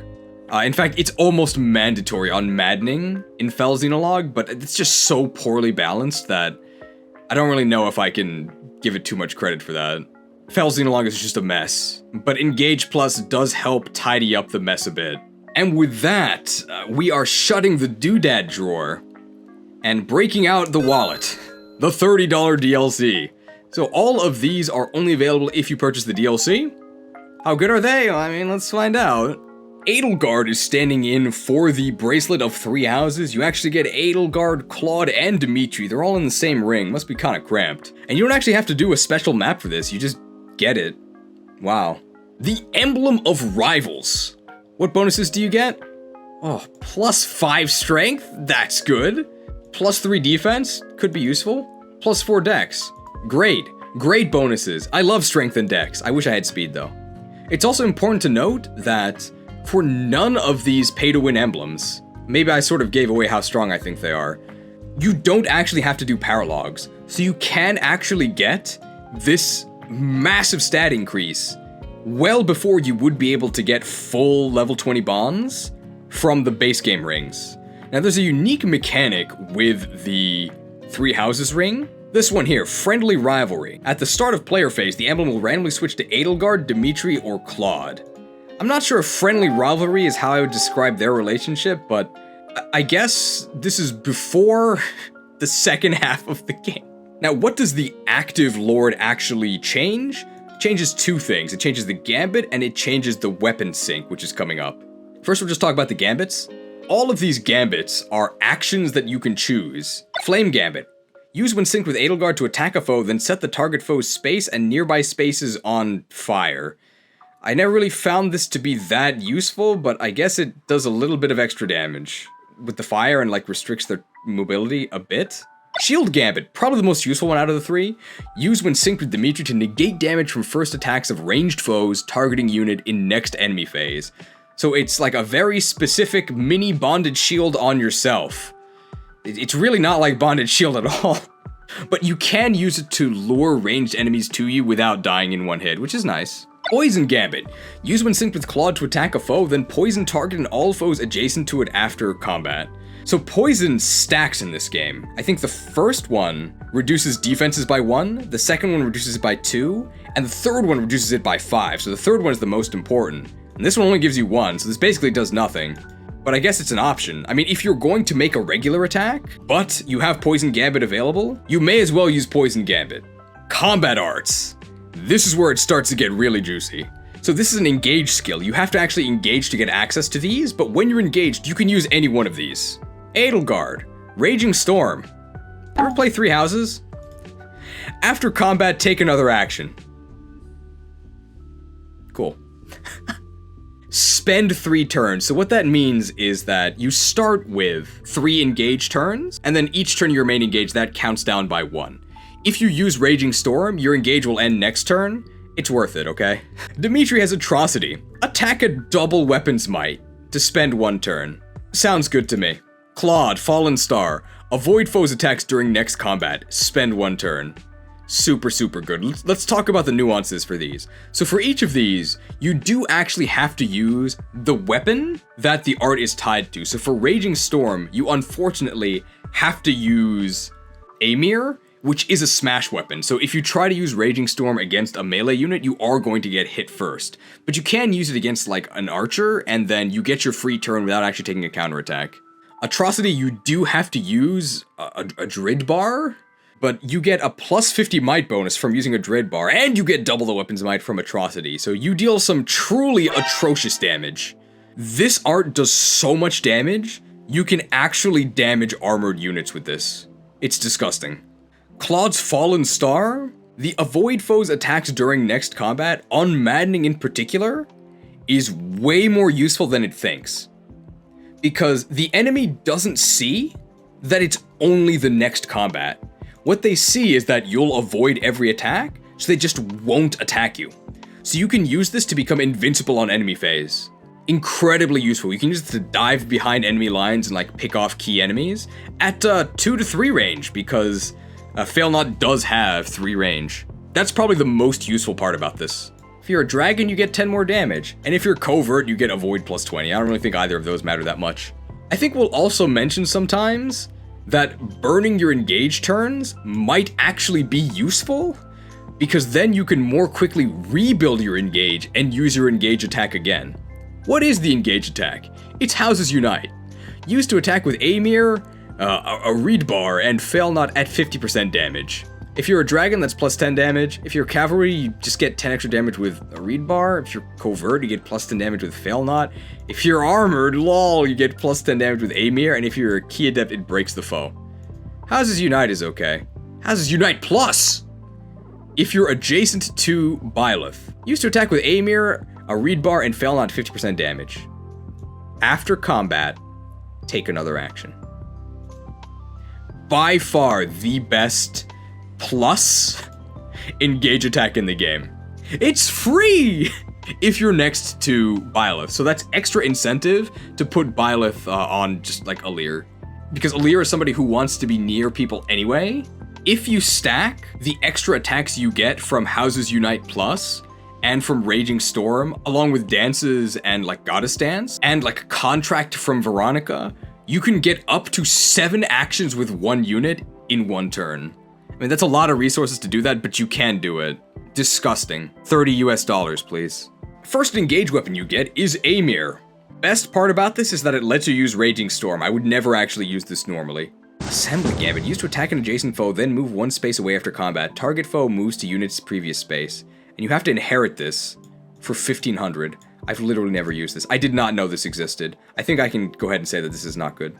At least not worth a skill slot or 1500. If this was like a sync skill, maybe. Strength and Dex +1. If you're gonna inherit pure stats, Strength and Dex +1 is probably the best one to get. Lineage. Increases units' earned experience by 20%. It's not AoE like Byleth's is, but this one is actually cheaper, so you might consider this one. But definitely not a permanent skill to use all game. Bow Guard. If foe is equipped with a bow, unit takes 1 less damage during combat. Do I have to say anything about this? It's bad. Axe Proficiency. Hey! So if you do have the DLC, you can use this to get Axe Proficiency right away on some key units after you lose all your emblems. Just another reason why I think the DLC kinda ruins the game. But hey, it's an option. Lance Proficiency. Could be useful if you want to get into Lance classes. A Read Bar. These are all the same as the ones that Byleth uses, by the way. If user initiates combat, grants might plus 50%. Very useful. You can do a lot of damage with this. I would actually consider using this. Weapon Sync is a bit interesting. So if unit initiates combat using same weapon type as the synced emblem, so that's bows for Claude, lances for Dimitri, axes for Edelgard, you get attack +5, which is a lot. If you're engaged, this is just attack +5, which is very nice. Very good on brave weapons. Even works on Nova, the Brave Tome. 3000 SP. Ugh. Fail Not. It's a super long bow because it is 2-3 range, very useful. And it is an engaged bow. Bow's extra useful for just whipping out and shooting down flyers that crop up. The Engraving. Rivals. +1 might. Ooh, that's good. +10 hit. Ooh, +10 crit. +1 weight. And +10 avoid. I would gladly pay 1 weight for all of those bonuses. Very solid engraving. Emblem of Rivals. Just some truly filthy plays you can do with this.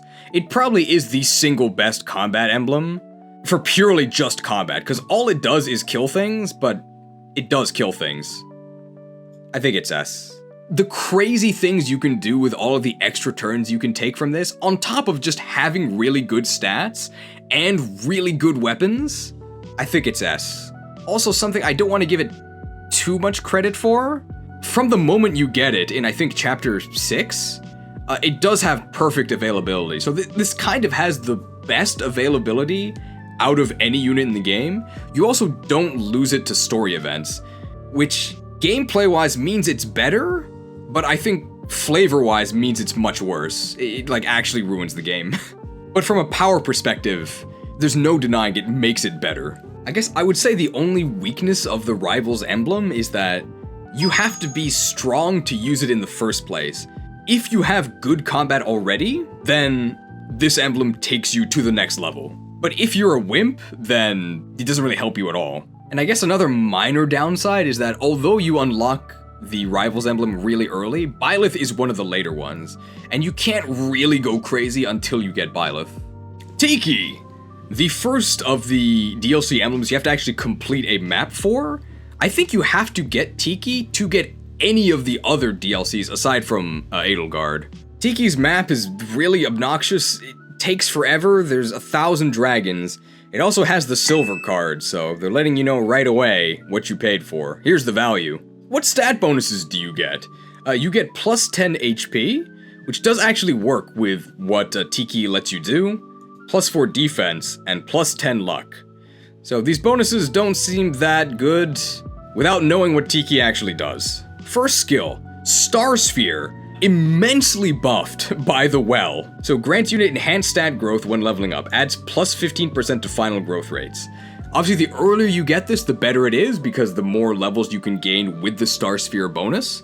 Getting, by the end of the game, probably plus 5 or so to all of your stats is ridiculous. And notably, you don't actually have to be synced with Tiki to get this, right? This is one of the only abilities where even after you remove the ability and you remove the emblem ring, you still keep the bonuses. And with the addition of the well, you can finally actually gain enough SP early on to make it worth it. The best part about Star Spear is that this 15% to all growths also applies to build, and most units have very poor build growth, so they don't really actually gain any more con. But with Star Spear, they will, so they get like 2 or 3 extra speed that they never would have otherwise. Draconic form. This is the most unique thing that Tiki does.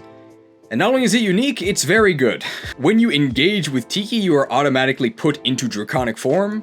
Unit transforms into and fights as a dragon while engaged. Grants plus 10 to max HP and plus 5 to build and all basic stats. So the earlier you are in the game, the stronger this is. If you're early game, this just makes you invincible. This like doubles your stats early game. Crazy. So it lets even wimps fight. If you're armored, it negates terrain damage, lol. If you're mystical, it grants an extra 5 res, so pretty useless bonuses. Divine Blessing is your engage attack. You can use to grant an ally a revival stone. This is incredibly powerful because then you can allow your ally to make risky plays they would not be able to otherwise. This is the only way to get a revival stone. It feels like cheating. If you're a dragon, it also restores 20 HP to allies, which is if you used a Men's Staff on them. And if you're a key adept, you'll also heal those status effects. I do not think you would ever do this just to heal a status effect, so not really worth it on the bonuses again. Divine Blessing Plus. If you're next to Marmar, that's Marth, then if the ally is not synced, it'll fully restore their HP. If the ally is synced, it'll give them plus 3 to their engage meter. If the ally is engaged, it'll restore their engage turns. Well, Marth unfortunately is not in the game, so it's very hard to actually do this. Fully healing the ally is not that valuable.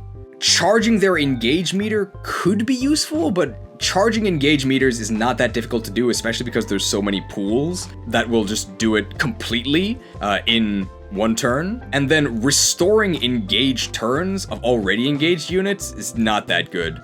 Usually you actually want to burn your engage turns so that you can use your engage attack again later. It's no Houses Unite Plus, okay? Now, while you are engaged to Tiki, you can only use the dragon attacks.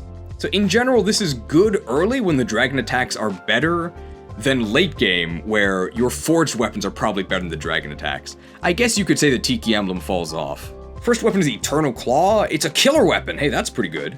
Second is Tail Smash. It's a smash attack. And usually smash attacks are kind of bad because you have to get hit from the enemy first, but Tiki gives you such ridiculous defense that you'll probably survive, and the might of Tail Smash is insane. This like one-shots enemies.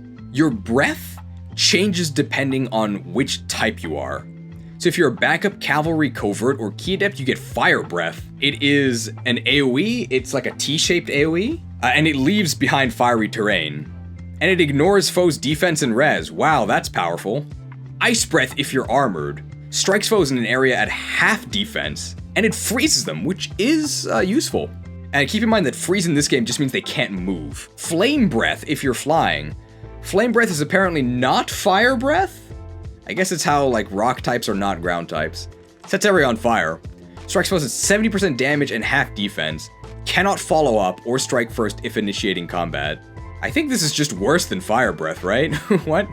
Dark Breath, if you're mystical.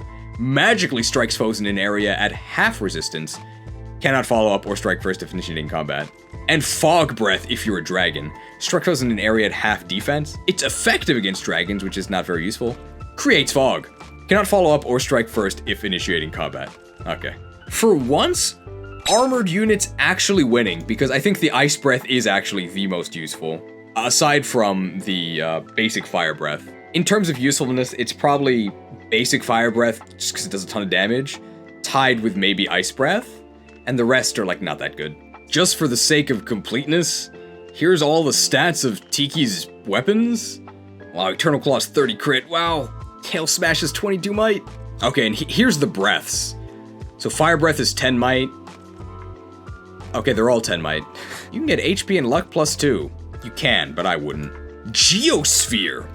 At the start of player phase, if there are allies adjacent to unit, grants defense res +3 to unit and those allies for 1 turn.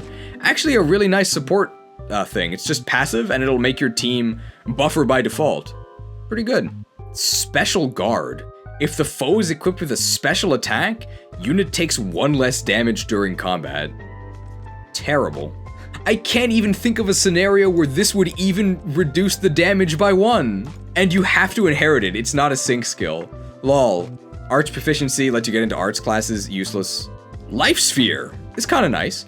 If unit uses weight, without attacking or using items, restores 20 HP and heals status effects. Never use a vulnerary again. Life Sphere does power up later, so this means that your Tiki user will almost always be at full health. That's nice. It's much better than Marth's Resolute thing or whatever, Unyielding. Light Sphere. If unit initiates combat, halves chance of receiving critical hit from foe. I don't think this is very useful, because normally enemies have very low crit chances anyway, but hey, now their crit chance is even lower. Tiki's Engraving, the engraving of dragons. 2 might, ooh. -20 avoid, -20 dodge. It's a little scary. Good on bows though. Fun fact, Tiki is the only way for a Leer to turn into a dragon. Having now played the entire game, and also the Fell Xenologue, they keep telling you that a Leer is a dragon, but nothing actually supports that. Maybe that's a conspiracy, maybe he's not actually a dragon. Tiki is incredibly powerful early game, probably the strongest early game emblem, and the fact that Star Sphere bonuses stay with you even after you're no longer with Tiki is really good. However, late game, turning into a dragon is mostly downside. And I think because of that, we can't quite give him the S. But maybe high A, I think? Great assist trophy, though. Well, the assist trophy Tiki is adult Tiki, though, right? Hector, the bracelet of the brash general. Bold and brash? Does he belong in the trash? We'll see. Shoutouts to Fire Emblem 7's main character being Eliwood, and the side characters being Lyn and Hector. Both of them are in the game. They talk about how great Eliwood is. Where's Eliwood? I guess people didn't want him to get confused with Roy. What do you get by equipping Hector? +4 strength. Hey, that's good. +5 defense. Yeah, okay. And +3 build, which is actually anti-synergy with his skills. Very strange. Hector is yet another enemy phase emblem. Part of this might be my inexperience with using him, but I don't think he's very good. I'll say that now. Hector does his best to make slow units usable. At the end of the day, I really just wish I was fast. Pretty much everything that Hector lets you do just applies to fast units to begin with. First skill, Quick Repost, allows you to gain insane amounts of Reddit karma. The best skill in the Reddit meta. I think it's Riposte. I just gotta say, I'm really salty because when my channel first started, pretty much the only thing I could do was like try to post videos on Reddit and be like, hey, I made this video, please look at it. And the only thing that Reddit hates more than reposts is original content. You can't post your own stuff, but you can post other people's stuff. Alright, let's talk about Quick Riposte. So if unit's HP is 80% or more, and foe initiates combat, unit will always follow up if weapon allows. So basically this allows you to double, even if your speed sucks, if the opponent attacks you. And the threshold for Quick Riposte, it gets a little bit more generous the more you level it up. So max level Quick Riposte, your HP only has to be 60% or more, and then you get to double. Now, I really wish I could double on my turn, but I can maybe double once or twice on the enemy's turn if they're attacking me, I guess. This doesn't stop the enemy from doubling you, which they almost certainly will if you're trying to do low speed stuff. Here's a tip, if you have high speed, you'll always double attack no matter what your HP is. Impenetrable, engage skill. If foe initiates combat, grants defense and res plus 30% during combat. That's a really big boost. It's really gonna help you stay alive. It really helps the enemy Hector stay alive. This is incredibly annoying on enemies.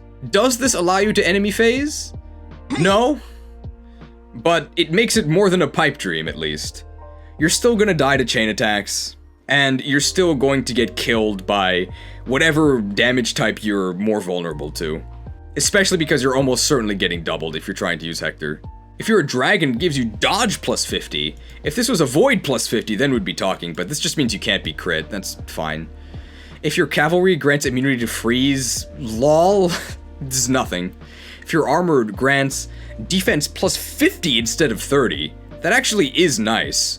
But usually your armored units weren't that worried about taking physical damage anyway. One nice thing about Impenetrable though is that the opponent does not see it. So if they did maybe 7 damage to you, they might try and attack you, and then Impenetrable activates, and they actually do 0. That's nice. If you're flying, you get plus 50 res instead of 30. I have no idea what flying unit would be trying to use Hector. Storm's Eye is his engaged attack. Grants immunity to break, that's nice. Foe cannot follow up. Unit follows up. Last 1 turn, sword axe only. So basically this, for 1 turn and your engage meter, lets you pretend as if you actually have good speed. Pretty underwhelming. If you're a dragon, prevents 1 critical hit. Incredible. Only 1 though. Couldn't just make you immune to crits. But if you're a dragon, you also get the dodge plus 50 anyway, so this just does nothing. If you're a backup, you get crit plus 20. That's actually really nice. And if you're covert, you get avoidance plus 30. Keep in mind that if you're dodging the attack, then all of your defense does nothing. What is this anti-synergy? Storm's Eye plus, ooh. If you're next to Lyn, then you get unit counters before foes' first attacks. It basically gives you vantage if you're next to Lyn. I still don't really think this is worth anything, but it is better than Storm's Eye not plus. The Wolf Bale. Beal? Axe Wheel by Emblem Hector. It's effective against cavalry and armored. How many times do we have to talk about the rapier? It's the rapier, but now it's an axe. It's probably better than the rapier because it has more might, and might getting multiplied is very good. Adaptability. Not to be confused with adaptable, or the Pokemon skill adaptability. They really couldn't think of a better name for this. What's the Japanese name? Apparently the #1 autofill for engage in Japanese is Corrin. It's adaptability. Found it, it's adaptability. So what does adaptability actually do? I wish it gave me 1.5 on stab. I guess sword's stab, lance's stab too. It's not what it does. When hit by a foe's attack, grants defense plus 2 for a physical attack, or res plus 2 for a magical attack after combat. After combat, okay? Lasts until end of battle or until activated again. I mean, this is a really negligible boost that you don't even get on the first hit against you. Terrible. But hey, with adaptability plus, you get plus 3 defense, or plus 3 res. Oh! Axe Guard. If foe is equipped with an axe, unit takes 1 less damage during combat. I'm sure that reducing the damage I take from this axe by 1 is gonna save me. As with all of the guard skills, really underwhelming. Heavy attack. I think one of the strangest anti-synergy skills in the game, when making a physical attack, if an equipped weapon's weight exceeds unit's build, adds excess as damage, max plus 5. So this rewards you for being weighed down, even though Hector gives you build, making you less likely to be weighed down. I think this would make a lot more sense, both gameplay and flavor-wise, if it did the opposite, right? If you had extra build and it converted that into damage. Isn't Hector really strong? Why does he give you a bonus for being a wimp? Now, it's fairly easy to get this plus 5 just by using like a smash weapon. And it's also good with brave weapons, because brave weapons in this game are very heavy and they'll probably weigh you down. But you don't want to be weighed down. Just equip a not heavy weapon and like double something with someone who's not Hector.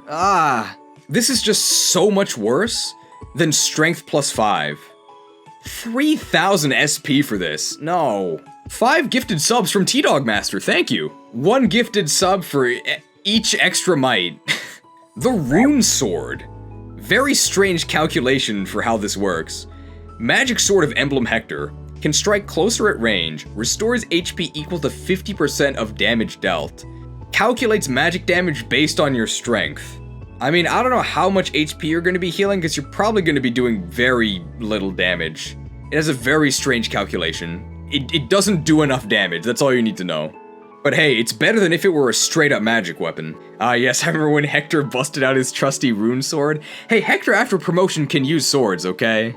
Although, yeah, most of the game you're just gonna be using a hand axe. Mean Look! The Piercing Glare. Use when HP is full to consume 20% of max HP and prevent foes from entering the 4 spaces diagonally adjacent to the unit for 1 turn. So you can use it to create your own choke point, but you have to be at full health to use this, and it also costs you health. So this immediately means you're only gonna get 1 use of Quick Riposte, until you then get to Quick Riposte Plus in a couple bond levels. I don't know why they made this cost HP. I don't think it would be that good even if it didn't do that. You gotta be careful because you cannot be danced after this. If you do intend to dance your Hector user, do whatever you want first, and then Piercing Glare on the second turn. Now, I'm not gonna say that Piercing Glare is useless. It can be nice to create your own choke points out of nowhere. And it does help because it means that it's much harder for Hector to get ganged up on by a bunch of chain attackers. And that is one of his weaknesses, getting chain attacked down. But this also is taking your action. Just overall in this game, it is much better to proactively do things on player phase than jump through all of these zillions of hoops or piercing glare corridors to try and get a salvageable enemy phase. Also, the piercing glare disappears if your Hector user dies, which they might. The final engage weapon, it's Armads!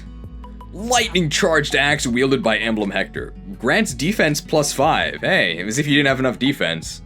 Effective versus dragons. That's unfortunate, doesn't do much. How heavy is Armads? Well, if you want to activate heavy attack, Armads has got you covered. 22 might, wow. 18 weight, heavy. It's worth 100. Hector's engraving, the engraving of strength. It gives you +3 might, wow! For 3 more weight, and it drops your avoid by 30 and your dodge by 30. 3 might's a lot, 3 weight is a lot, but it's not like Ike's, right? It's not 15 weight. -30 avoid is huge, you're definitely gonna get hit, and -30 dodge is actually really scary, you're gonna get crit. You can probably guess by how uncharitable I've been to Hector that I don't think he's very good. Pretty much all of Hector is negated by just being fast. If your unit is actually hopelessly slow like Lewis or Jade, then maybe you can get some mileage out of Hector's skills, but on anyone with even middling speed, you can basically just equip Lyn, get Speed Taker, and do everything that Hector does but like better. Definitely not pay to win with this guy. Is he visiting Thracia? He might be. Like, I think if there was a tier between B and Thracia's finest, I would put Hector there. I don't think he visits Thracia. Yeah, he at least doesn't make you worse, which Lief can do. But I'm very underwhelmed by Hector. The writing was kinda on the wall, right? Emblem of the Brash General. It's an emblem made to try and circumvent the weaknesses of slow armored units. He tried so hard, he's so strong. But he wasn't strong enough, okay? Weighed down to B tier. Get a speed stat, kid. Ah yes, Camilla, my favorite character from Fire Emblem Revelation, which is why she's the Emblem of Revelations. In Japanese, she's the Emblem of Conquest. I don't really know why they changed it. It's probably because in Japanese, I think she's called the Emblem of Nor? Because in Japanese, the game is not called Conquest, it's called Nor. And maybe, if you haven't played Fire Emblem Fates, you might not know what Nor is, so they couldn't call her Emblem of Nor. But I don't know why they couldn't just call her Emblem Conquest. She's the bracelet of the doting sister. I do think it's a little strange that Camilla is one of the emblems, when the Corrin in this game is female. This is clearly a character that was added to try to appeal to male characters, if you know what I mean, which you definitely do know what I mean, it's not like subtle. What bonuses do you get? +7 HP, +4 resistance? Ugh. +5 speed, that's good. So you get +5 speed. Camilla is an emblem where I think I'll just admit that I don't really understand what she does. It feels like she does a little bit of a bunch of different things, none of which are that useful. But maybe I'm just being dumb, I hope other people can point out what I miss. What can you inherit from her? You can inherit speed and res, so you can pay more to get res, which is useless, just get speed. Dragon Vein. Well, Dragon Vein was one of the best parts about Corrin. Camilla's Dragon Veins, I think, are way worse. They're all different than Corrin's. So if you're a dragon, same as with Corrin, you can choose any vein effect, which is nice. If you're a backup, you get stone pillars that increase defense and resistance. If you're a cavalry, you get water that decreases avoid. If you're a covert, you create smoke that decreases defense and avoid. You're supposed to put that on enemies. Armored creates vines that grant immunity to break, useless. Flying creates healing glow that restores HP, it's okay. Mystical creates flames that inflict damage. And then Key Adept, this one's pretty interesting, creates ice floors that increase movement. The only other place you see ice floors is in Tiki's power log. This could be useful. The patterns of all of these effects are very strange. It makes them very hard to use. I guess if you're a better Fire Emblem player than me, you can figure out uses for this, but there is no way I would put Camilla on one of my dragons to use these things, especially considering the rest of the things that Camilla does. Soar! Probably one of the most useful aspects of Camilla. When you engage with Camilla, you gain 2 moves, not quite gallop, but plus 2 move is very nice, and then probably the bigger part of that is that you can now cross terrain as if you are flying. Now, if you could retain terrain bonuses, I would say this is really good, but without that, it's not that great. Not that flying is ever bad, but considering some of the crazy things other emblems can do, I don't know. Dragon bonus. If unit initiates combat, deals damage to foes within 2 spaces equal to 10% of their max HP after combat. So it actually gives you Savage Blow from Fates, which was her skill there. I mean, I guess that's okay. It's just a chain attack on adjacent enemies there. If you're a cavalry, grants an extra 2 move. Hey, so you get plus 4 move, flying, pretty good. Flying horse. And if you're flying, you only get an extra 1 move. So it's actually better to soar with a cavalry unit. Dark Inferno. Aside from Lucina's All for One, this gets my vote for the worst engage attack in the game. Used to deal damage to foes on certain spaces, certain spaces, near a unit and set those spaces on fire. It has a very strange checkerboard pattern. Makes it very difficult to actually hit the enemies you want, might impede your own movement with all of the fire. I do not like it at all. However, if you're next to Corrin, then you get a better area of effect that's just like a square. Okay. Dragon bonus for both of them increases area of effect. If you're mystical, you get plus 20 damage, and if you're a key adept, adds glow to adjacent spaces. Okay, so apparently the glow from the key adept, it turns all of the adjacent tiles onto heal tiles, so it actually makes a checkerboard. So you can finally play anime chess on a checkerboard, I guess. It's like, it feels like it takes a ton of planning to use, and you don't even get that much of a reward. Bolt Axe. Magic axe wielded by Emblem Camilla can strike close or at range. Remember when we talked about the light brand? Well, here's the Bolt Axe. No thanks.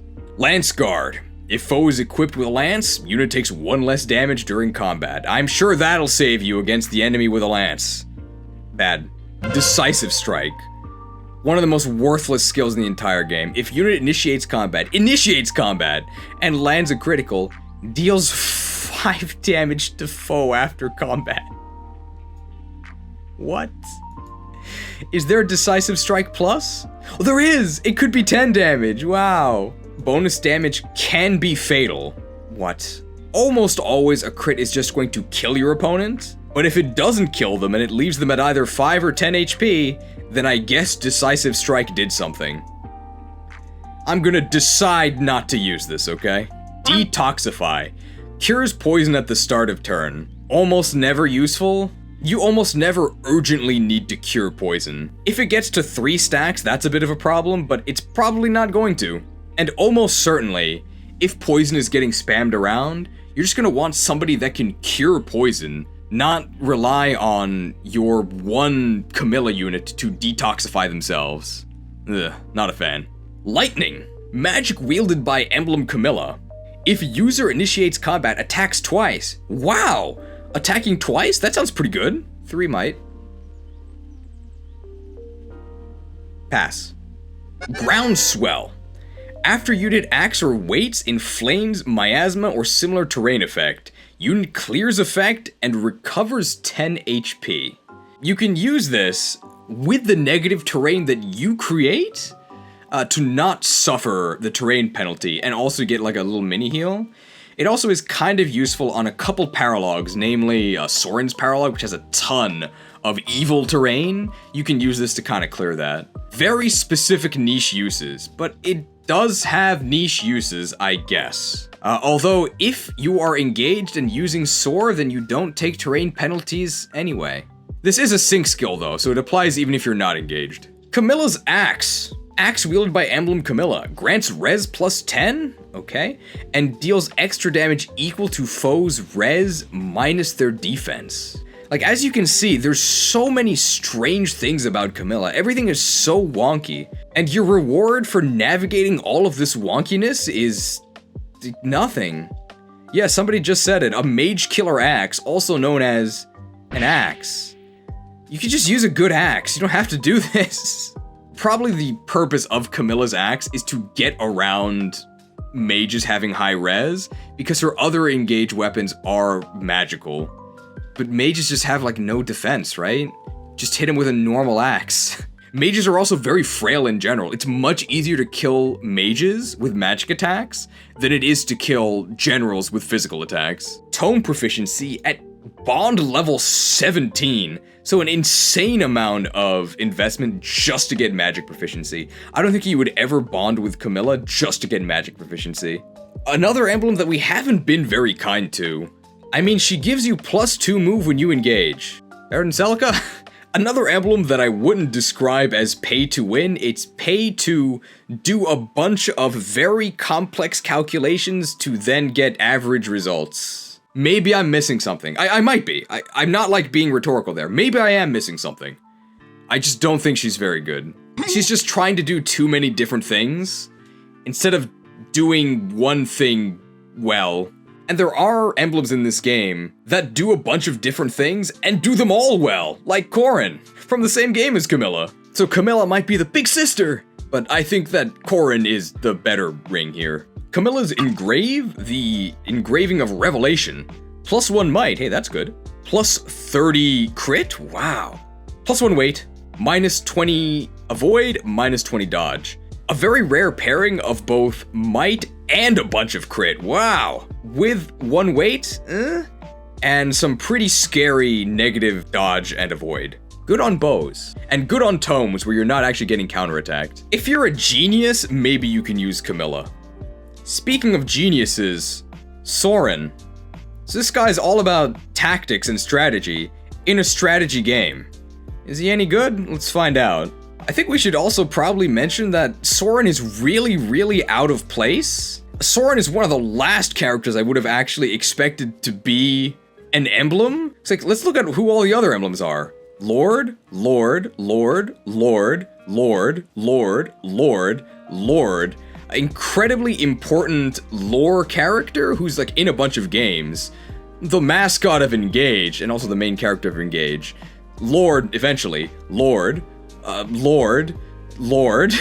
Lord. Lord. Lord. Avatar character. Main villain of Mobile Garbage. One of the units in your army. I'm not saying that Soren is unimportant in his game, but he's not a main character, I wouldn't say. He's like a prominent supporting character. Bracelet of the Strategist. So what do you actually get here? +4 magic. Hey, that's pretty good. +5 resistance, whatever. +3 dex. Hey! So finally, dex and magic together. That's something you might want to use on your magic users. Pretty good. Assign Decoy. Sync skill can inherit for 1500. Ooh, kind of expensive. You probably wouldn't inherit it. Used to make one chosen ally more likely to be targeted by enemies for 1 turn. Effect is removed after ally is targeted by or otherwise damaged by foes 3 times. More likely to be targeted by enemies for 1 turn. I don't know why they phrased it this way. If it was more likely to be targeted, this would be very bad. It's not more likely. They will be targeted. It is guaranteed, which makes this incredibly powerful. The ability to assign taunt to one of your allies to keep your other allies safe is, I cannot overstate how valuable that is. You can put this on a covert unit that enemies have 0 hit against and they will suicide into them. This is one of the best ways to keep your units safe, because whatever unit you assign the decoy to, they just become a beacon that keeps all units around them safe from attack.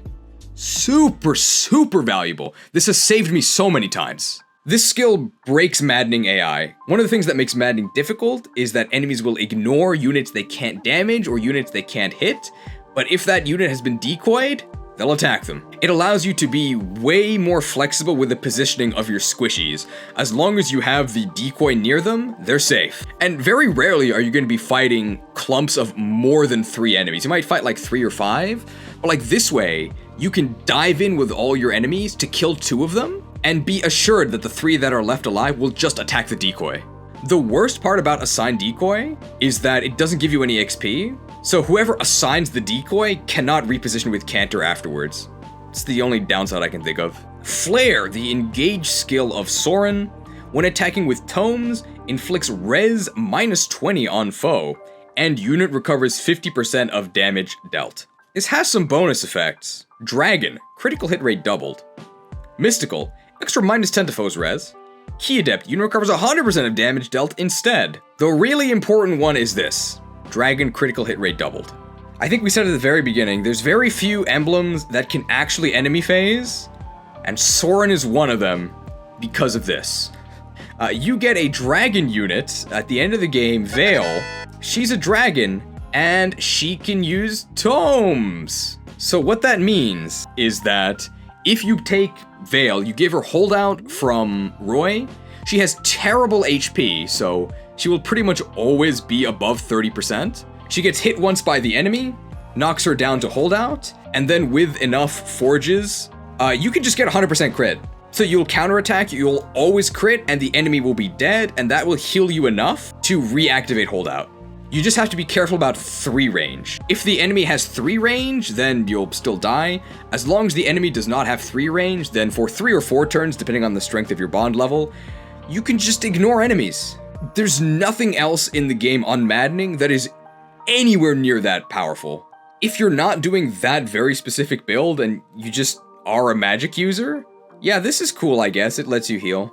But the true potential of this is paired with Veil. And it has to be Veil. Veil's the only one who can do it. This is a much better version of the budget version, literally budget version, because you don't have to pay for it, that you can try doing with Micaiah and Nosferatu. But using Veil's personal Torm Mirror score that has crit, give it a crit engrave, and then with the doubled crit from Soren, you're guaranteed to crit, which is very important because you're never doubling with Mirror scored. It's super heavy. What else does Soren do? Cataclysm, mediocre expansion by the way. Used to attack foes in an area with fire, thunder, and wind magic at 40% damage. Wind is effective versus flying. I think before we talk about Cataclysm, we should probably talk about Anima Mastery. Should probably talk about Anima Focus. I guess I wasn't very focused, and I also didn't have any mastery of it. Anima Focus, when using tomes, unit inflicts defense -3 with fire, hit -20 with thunder, or movement -2 with wind magic. I think this is an allusion to how there was the Anima Magic Triangle in the Elyos games. The Anima Magic Triangle didn't do any of these things, but I mean, it's a different game, so I guess that's different effects. Cataclysm is going to apply all of these.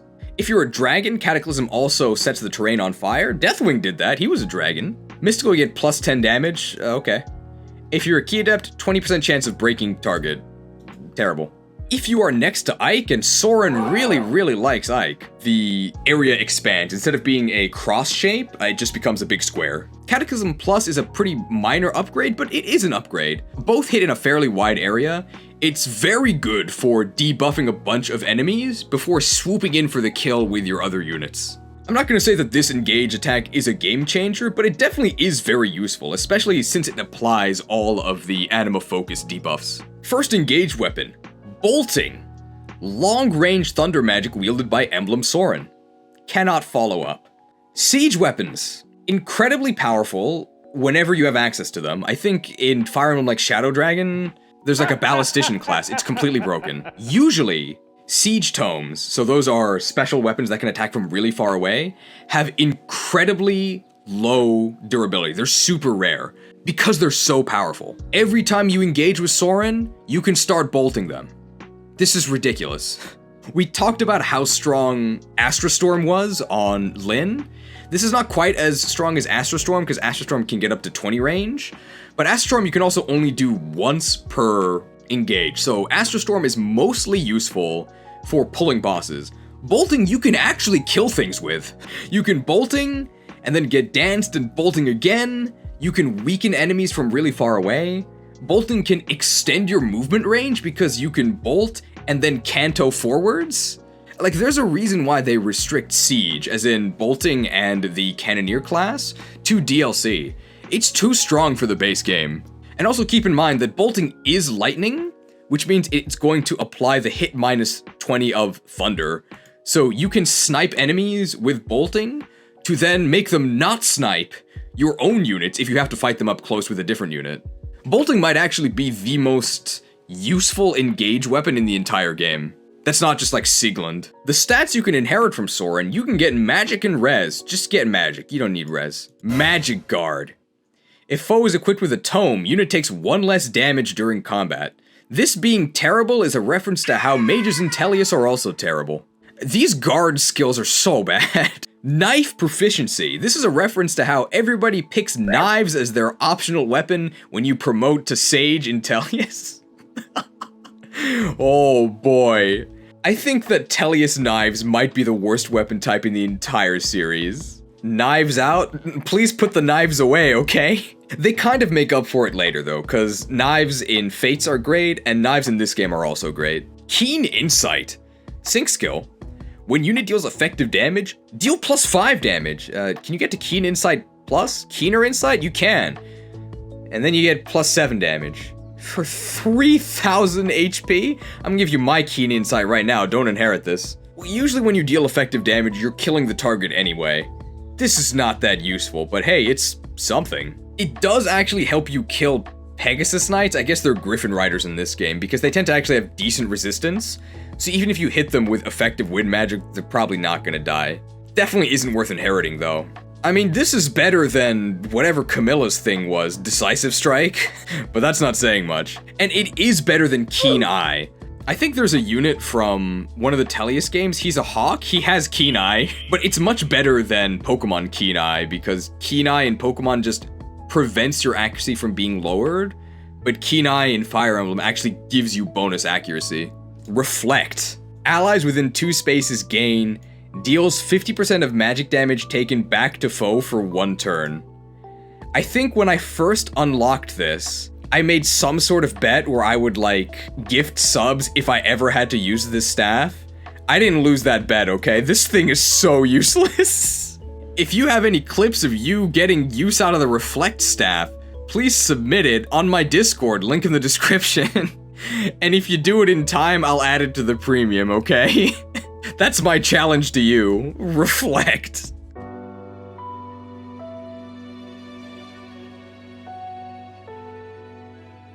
I guess one thing it can do is, it is free XP. It would probably be a lot more useful if Soren didn't have a way to attack at 10 range. I'll just say, if you're using Soren, you probably have something better to do than using Reflect for XP. Staff proficiency, hey, that could be useful if you want to promote into a class that has staves. Block recovery. When attacking a broken foe with a tome, grants a chance the foe will remain broken. Chance increases with higher speed. Even if this was guaranteed, this would still be incredibly dubious. But near the end of the game, I was almost never breaking foes. I was either like doing crit builds to kill them immediately, or if I was breaking them, they weren't surviving like 2 attacks. Never was I then hoping on a block recovery proc to keep them down. At level 15, you unlock his final engage weapon, the Rexcalibur. Powerful wind magic wielded by Emblem Soren, effective flying. It is actually pretty powerful. Very good at killing Wyvern Riders. And then finally, once you're good enough friends with Soren, I guess he'll teach you how to read. What is going on here? Why is knife proficiency so much earlier than tome proficiency? I guess he wants to stab you because he doesn't like you. But he'll read you bedtime stories if you're friends at Bond 15. Now we have to mention that Soren has the best Bond conversations in the entire game. this entire game is kind of a circus, and Soren is the only one who sees through the rabble. Almost all of his Bond conversations are just him saying, like, don't talk to me, or like, get a grip. You're pretty cute, Soren. You'd be even cuter if you let loose once in a while. Have some fun. I don't recall asking for your advice. It's also very funny when you attack Soren on his paralogue with Ike, because Soren starts the paralogue by being like, I don't want to waste time with you guys, out of my sight, and then he summons a zillion enemies on the most annoying map in the entire game. And then when you confront him with Ike, he's like, wait, Ike, I didn't know you were here, I'm sorry. Please let me join you. He simps for Ike. I would too with Ike's biceps, wow. I do think that it would be an overall flavor win if when you approached Soren with the Ike emblem, if Soren just surrendered. Like, I think that would make sense, because Ike is his boss. So Soren, strategist in a strategy game, I mean, he's got the tactics, right? Incredibly good. It feels like you're cheating. Have an enemy phase, hooray. Keep your fragile units safe with decoys. Make one of your fragile units into the most durable unit with holdout and flare. Game breaking. Oh, also he has bolting. $30, please, to hire this tactician. I guess it makes sense. Volk, he charges you 50 gold per lock. Soren charges you $30. I think he's actually the only, like, offensive pew-pew mage emblem. Most of the other emblems just have random magic bonuses. But Soren actually feels like, hey, put this on your mage unit and go start blowing things up. So Soren, the emblem of acumen, his engraving gives you +2 might, hey that's good, -10 avoid, and -20 dodge. So this is meant to be used on weapons that don't get countered, since you do get defensive penalties. I think this is strictly better than another engrave. It's strictly better than Tiki's. Tiki's is the exact same, except Tiki you get -20 avoid, but Soren only gives you -10. That's what I call strategy, I guess. This is probably the least controversial tier list ever. Soren is also, I think, really popular in the fan base. He just does feel a little out of place because everyone else is like a noble. Soren, always lost in your books. Sorry, I'm not as pretty as Mia. I do have the bandana though, that's true. Mia has a bandana. Now, if you found Soren in, now that's what I call strategy 1. Well, here we've got Robin. Now that's what I call strategy 2. Lots of tactics. In case you forgot, this was a tactical RPG series. Robin actually comes with Chrom, but I couldn't find an image that had both of them, so I just used Robin because he doesn't have blue hair. Although he's an avatar, so I guess you could make him have blue hair. Bracelet of the Shepherd Exalt, so maybe Chrom is the more prominent one in the pairing, but... Stat boosts. +3 strength, +5 dex, +4 speed. I think that's the best in the entire game. Like, I think Marth just gives you 1 less dex. So what skills do you actually get? First one, surprise attack. In Japanese it is Fuyuchi, the same as Sucker Punch. So I'm just gonna call it Sucker Punch, but you don't even need fist weapons to use it. See how confusing that is? If unit initiates combat from terrain that provides an avoid bonus, foe cannot counterattack. 3,000 SP for this. Overcosted much? It's nice that you effectively get 100% avoid, because the enemy can't counterattack, but if you're on avoid terrain, you already have a massive advantage. Do you need that much more of an advantage? Not so much that you would inherit it, but I mean, while you're synced to the ring, sure. Other half, engage skill. So if unit initiates combat, Robin chain attacks, grants magic +10 while engaged. So Chrom is always there. Robin only appears when engaged. +10 magic is gigantic. For reference, if you have 50% magic growth, which is fine, that's 20 levels of magic. Wow! That's not enough to actually make a physical unit proficient with magic, but if you're a filthy mixed attacker, yeah, maybe. If you're a dragon, then Robin chain attacks 2 times, so that means you add 20% of enemies' HP to your attacks, better than Stealth Rock, wow. If you're backup, it's a guaranteed hit with the chain attack. That's not that great, because it's already an 80% hit chance, like, but okay. And if you're covert, probably the best bonus, +1 move while engaged. Mini Sigurd, the engage attack. Gig 11 sword. Use to attack with a magic sword, magic attack that uses physical attack power. Swords only. If you're a dragon, deals extra damage equal to half of strength. If you're flying, deals extra damage equal to build? What?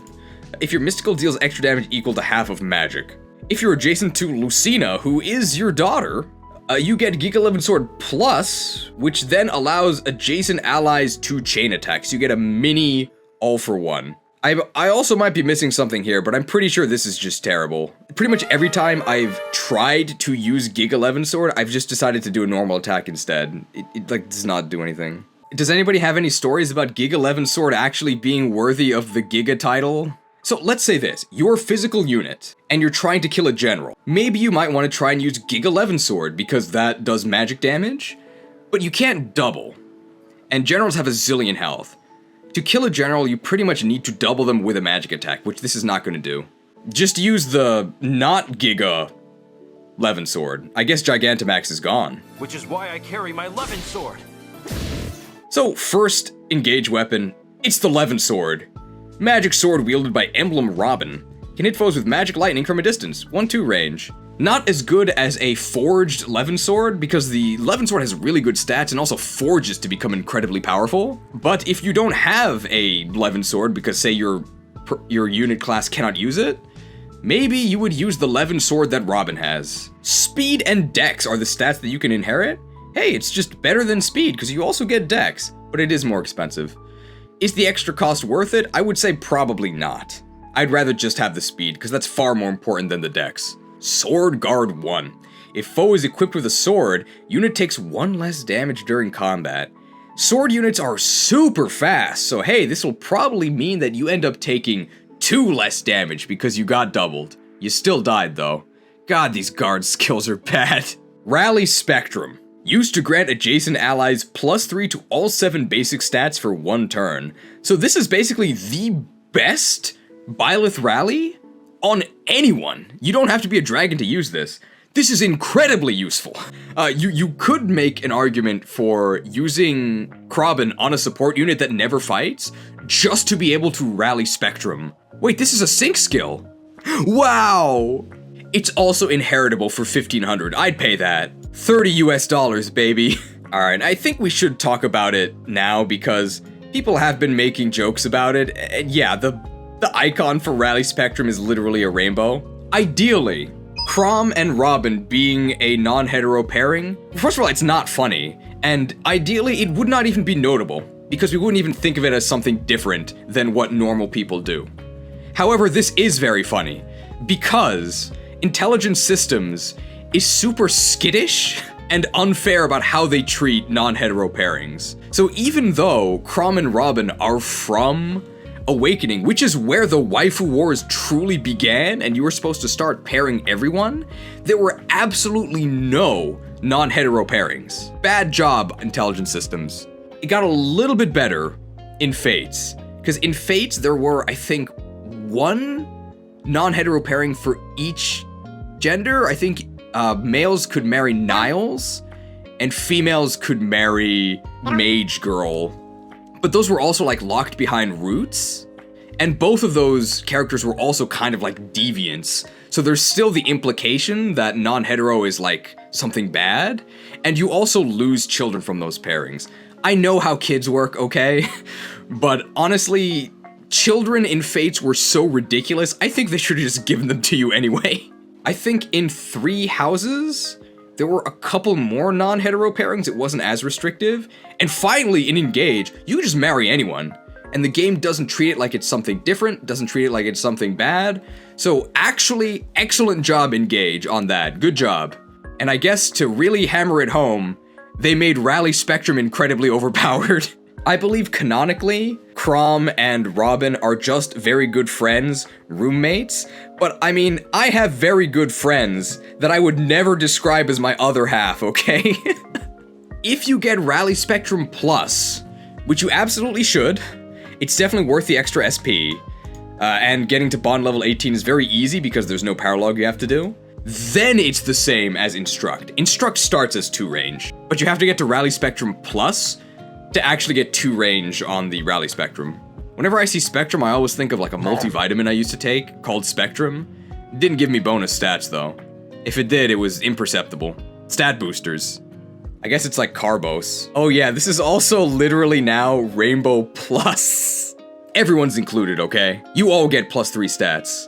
Sword proficiency, have we seen this before? I don't know why you would get this from Chrom, but you can. Brute force. While making a physical attack, critical hits deal increased damage. That's a little vague, but instead of 3x damage, it deals 4x. I mean, it's overall better than Camilla's decisive strike, but usually when you're dealing 3x damage, the opponent is dead. I would not pay 1500 just to get that one extra multiplier. I'm also not really sure why this is one of Chrom's skills. This feels like something that Hector would have. At level 10, you get Thoron. Not the Thoron that's actually in the base game. In the base game, Thoron cannot double and is 1-3 range. This can double. It's just 1-2 range lightning magic called Thoron. It's a bit confusing.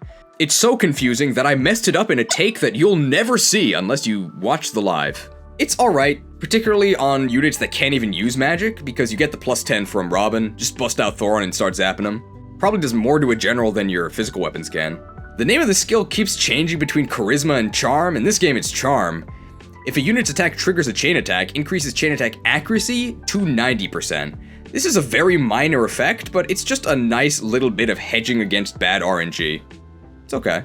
Obviously this is better the more units chain attack with you, but this only applies if you're the one who starts the chain attack. If this applied to like everyone in like a zone, that'd be a lot better. It's alright.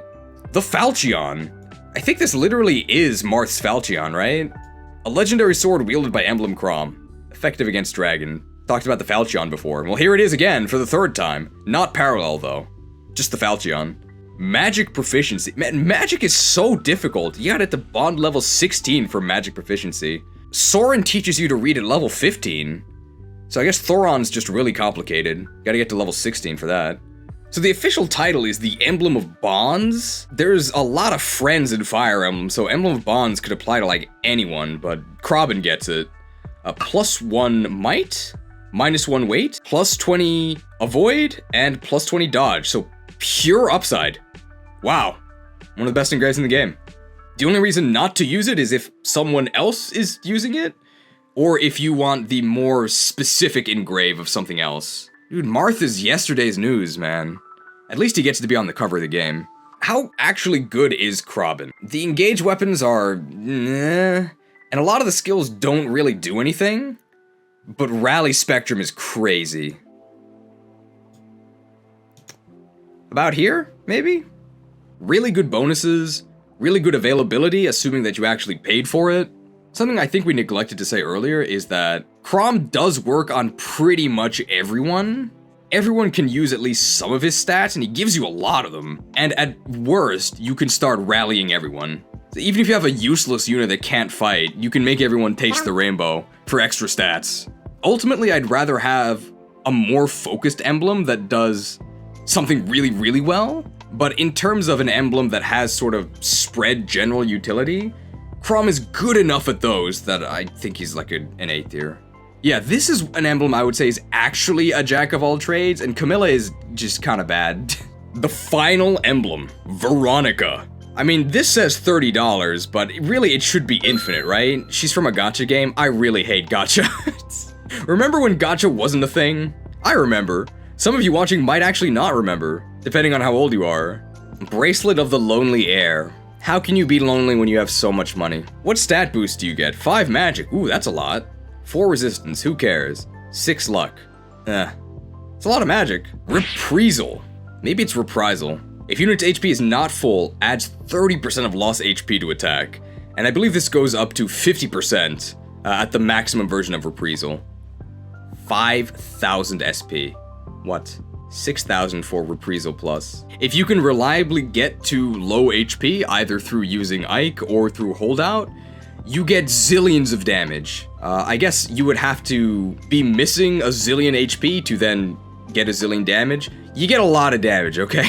And it's better the more HP you have. However, even with the amount of SP that's been introduced to the game by both the Well and by one of Veronica's skills we'll talk about later, it's just so expensive that it's almost exclusive to whoever's actually synced to Veronica. It is very important in specific strategies for like 1 rounds and LTCs, if you can reliably hurt yourself. Very, very powerful skill. Contract. Used to grant another action to an adjacent ally who has already acted. Ally cannot move. So it's the same as dance, except you can't move. Now dancing is probably the most powerful action in the entire game, so even bad dance is really good. If you're a dragon, grants strength, magic, defense, res +2 to ally during action, so you actually get a mini Byleth rally attached to the contract. It's in the fine print, okay? Backup. Unit participates in chain attack during ally action. I think they were going to do this anyway, because to contract them, you have to be next to them. I guess the backup effect allows the unit to chain attack, even if they're not in range, like if they don't have a 1-2 range weapon thing equipped. Covert. Grants hit and avoid +30 to ally during action. That's a lot of both, so very useful. If contract were usable without actually being engaged, it would be way better, which is what's stopping me from saying that it's like busted. Do keep in mind that, like with Assign Decoy and the rallies, doesn't give you any XP, which means you cannot reposition with Canter after making someone sign a contract. Would I sign a contract and bind myself to gotcha hell and eternal poverty? Maybe if they also let me move.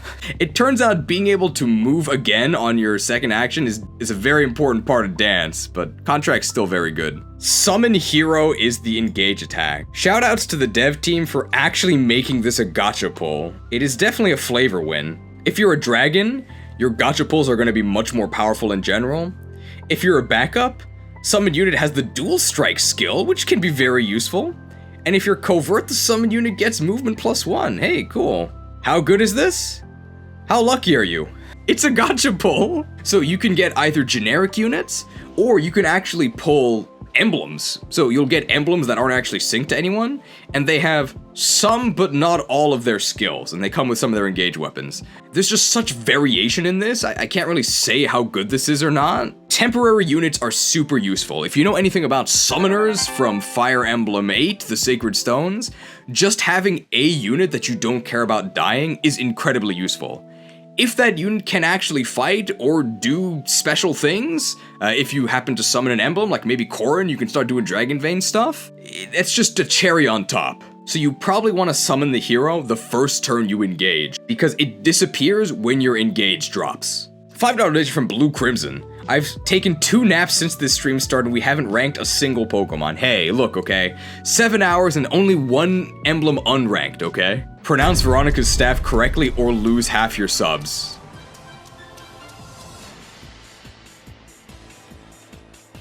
I'm just gonna highlight it, okay? Please read the name of this staff to yourself. A staff wielded by Emblem Veronica. If user initiates combat, foe cannot counterattack. So it's just better than surprise attack. Wow. What are the stats on this thing? Darn, I was hoping they would have the Japanese name here so I'd actually be able to read it. Bro, this is... You ever see one of those images where it's just a bunch of different franchises mashed together with everything labeled incorrectly? That's what this is. So first off, you've got this like Nordic name. The type is tome, but it's a staff, and the animations are an axe. What is going on? 14 might's not bad. Hey, 10% crit, 12 weight's kinda heavy, 1-2 range, and it has the nice benefit of sealing enemy counterattacks. Okay, it is magic. It's probably better than being physical, and Veronica also gives you magic bonuses. You can inherit magic and dex. Ivy might do that. She needs both. Although maybe she'd rather take speed and dex. Her magic is okay. Book of Worlds. Advances 1 stage to max 5 for each consecutive round that unit waits, reverts to base stage if unit triggers the effects. Book is right, get ready, okay? I'm gonna read you a story.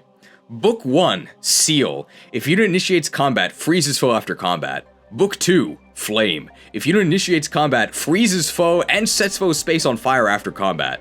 Book 3, Death. If unit initiates combat, deals 10 damage, freezes foe, and sets foe's space on fire after combat. Book 4, Dream. If unit initiates combat, restores HP equal to damage dealt during combat, then deals 10 damage, freezes foe, and sets foe's space on fire after combat. Book 5, Science. If unit initiates combat, restores HP to self and adjacent allies equal to damage dealt during combat, then deals 10 damage, freezes foe, and sets foe's space on fire after combat. It's not as long as the Future Sight entry, but I would consider that a book. So all of these effects stack based on how many turns you wait. Ideally, you're never waiting, right?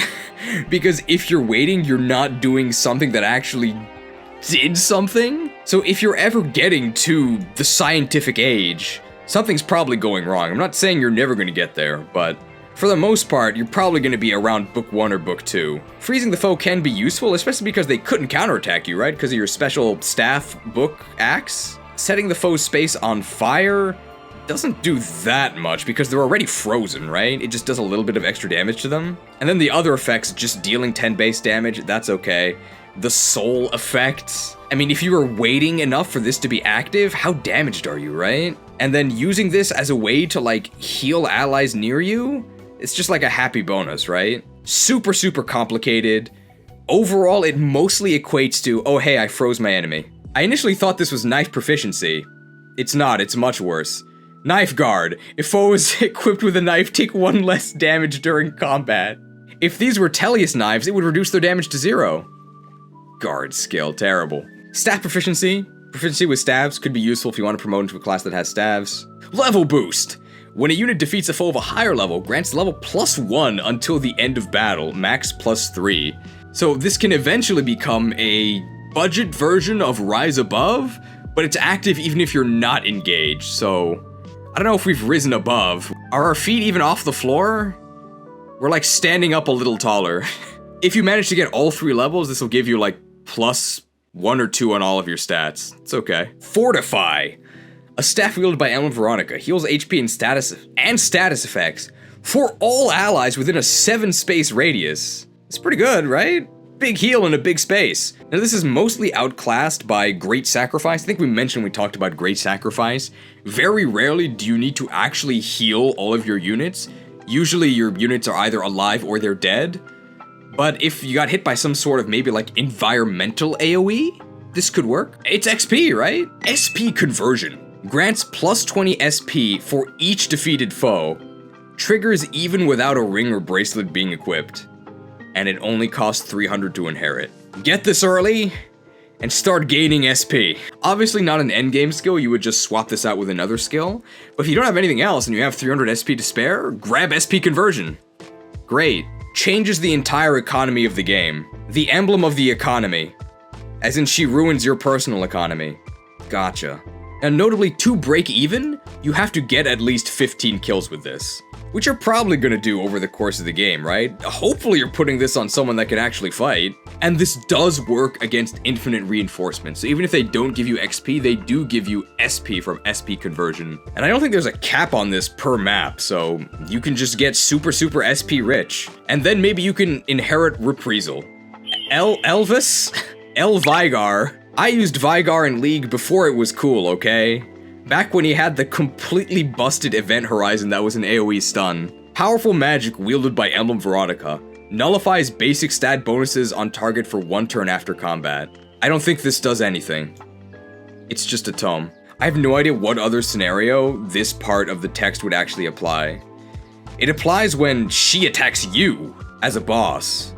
Yeah, are there any enemies that actually have stat bonuses? Marnie when she has Roy and she's sunk below. I think that's about it. If you want to learn Norse, I guess that's what these are all written in, she'll teach you how to read, again at level 16. Why is magic so difficult to use in this game? Of all of the Emblem Rings, Veronica is pretty much the only one where it makes sense that she actually fights you, right? Because all of the other emblems are on your side and they're just like testing you. But Veronica's actually evil, right? She wants to use you all as puppets, and I guess also drain your bank accounts. And it makes sense that her constructs and everything kill you. It is very strange. I think maybe one of the biggest flavor fails in the game, that even though all of the emblem paralogs are just training exercises, the constructs the emblem summon are lethal. Great training, you killed my friends, thanks. Really strengthened our bond. Veronica's engraving, the engraving of heroes, +1 might, -20 hit, -20 crit, -2 weight, +20 avoid, +20 dodge. I do not like seeing -20 hit. You're never gonna hit anything. You're also never gonna crit. I guess you could put it on L Surge? Maybe. So having just discussed Veronica's kit, what does she actually do? Big damage if you set it up correctly with Reprisal. Conversion is very useful throughout the entire game. Being able to summon a disposable unit with the summon hero skill is very useful for like baiting things and doing risky things you wouldn't be able to do with your human units. And contract is very useful as well, because oftentimes you have 1 or 2 super powerful units that are going to be doing the boss killing, and getting them to be able to attack again is really nice. So a decent amount of combat utility, and some nice utility. So she doesn't have Rise Above, but I think she will rise above Roy. I find it funny the least controversial one is Lief being in his own tier. Nobody has said anything otherwise. Everybody knows it's true. Did you mention that Lief can say "leave it to me" when selecting him? That's why Thracia will never get a remake. Does he actually say that? Leave it to me. Let's just give everyone a tier. So in Micaiah tier is Micaiah. This is where Micaiah goes. In Lucina tier is Lucina. I think it's the best fit for Lucina. In Sigurd tier is Sigurd. I mean, he's gotta have his own tier. So, that only took us 8 hours. I thought it would take 4. It didn't. Even though speed is the best stat, I don't have any. Oh, question from Solomon Kearns. Did we bond with Emblem Cheese enough over the 8 hours? I do feel like we've been through a lot together. Oh! Hey, there's a new bond conversation available. Should we watch that? So we'll see how much stronger our bond gets, and that'll be the end. And I hope to see you tomorrow, where we'll exercise the strength of our new bond. Hey, Emblem Cheese! What's that weapon you have there? It smells really good. すごいでしょ? これはパルデア地方で手に入れた伝説の剣、Love and Sword という武器。異形兵を滅ぼす刃の方が望ましいんだけど、屍兵を召喚することは超便利だよ。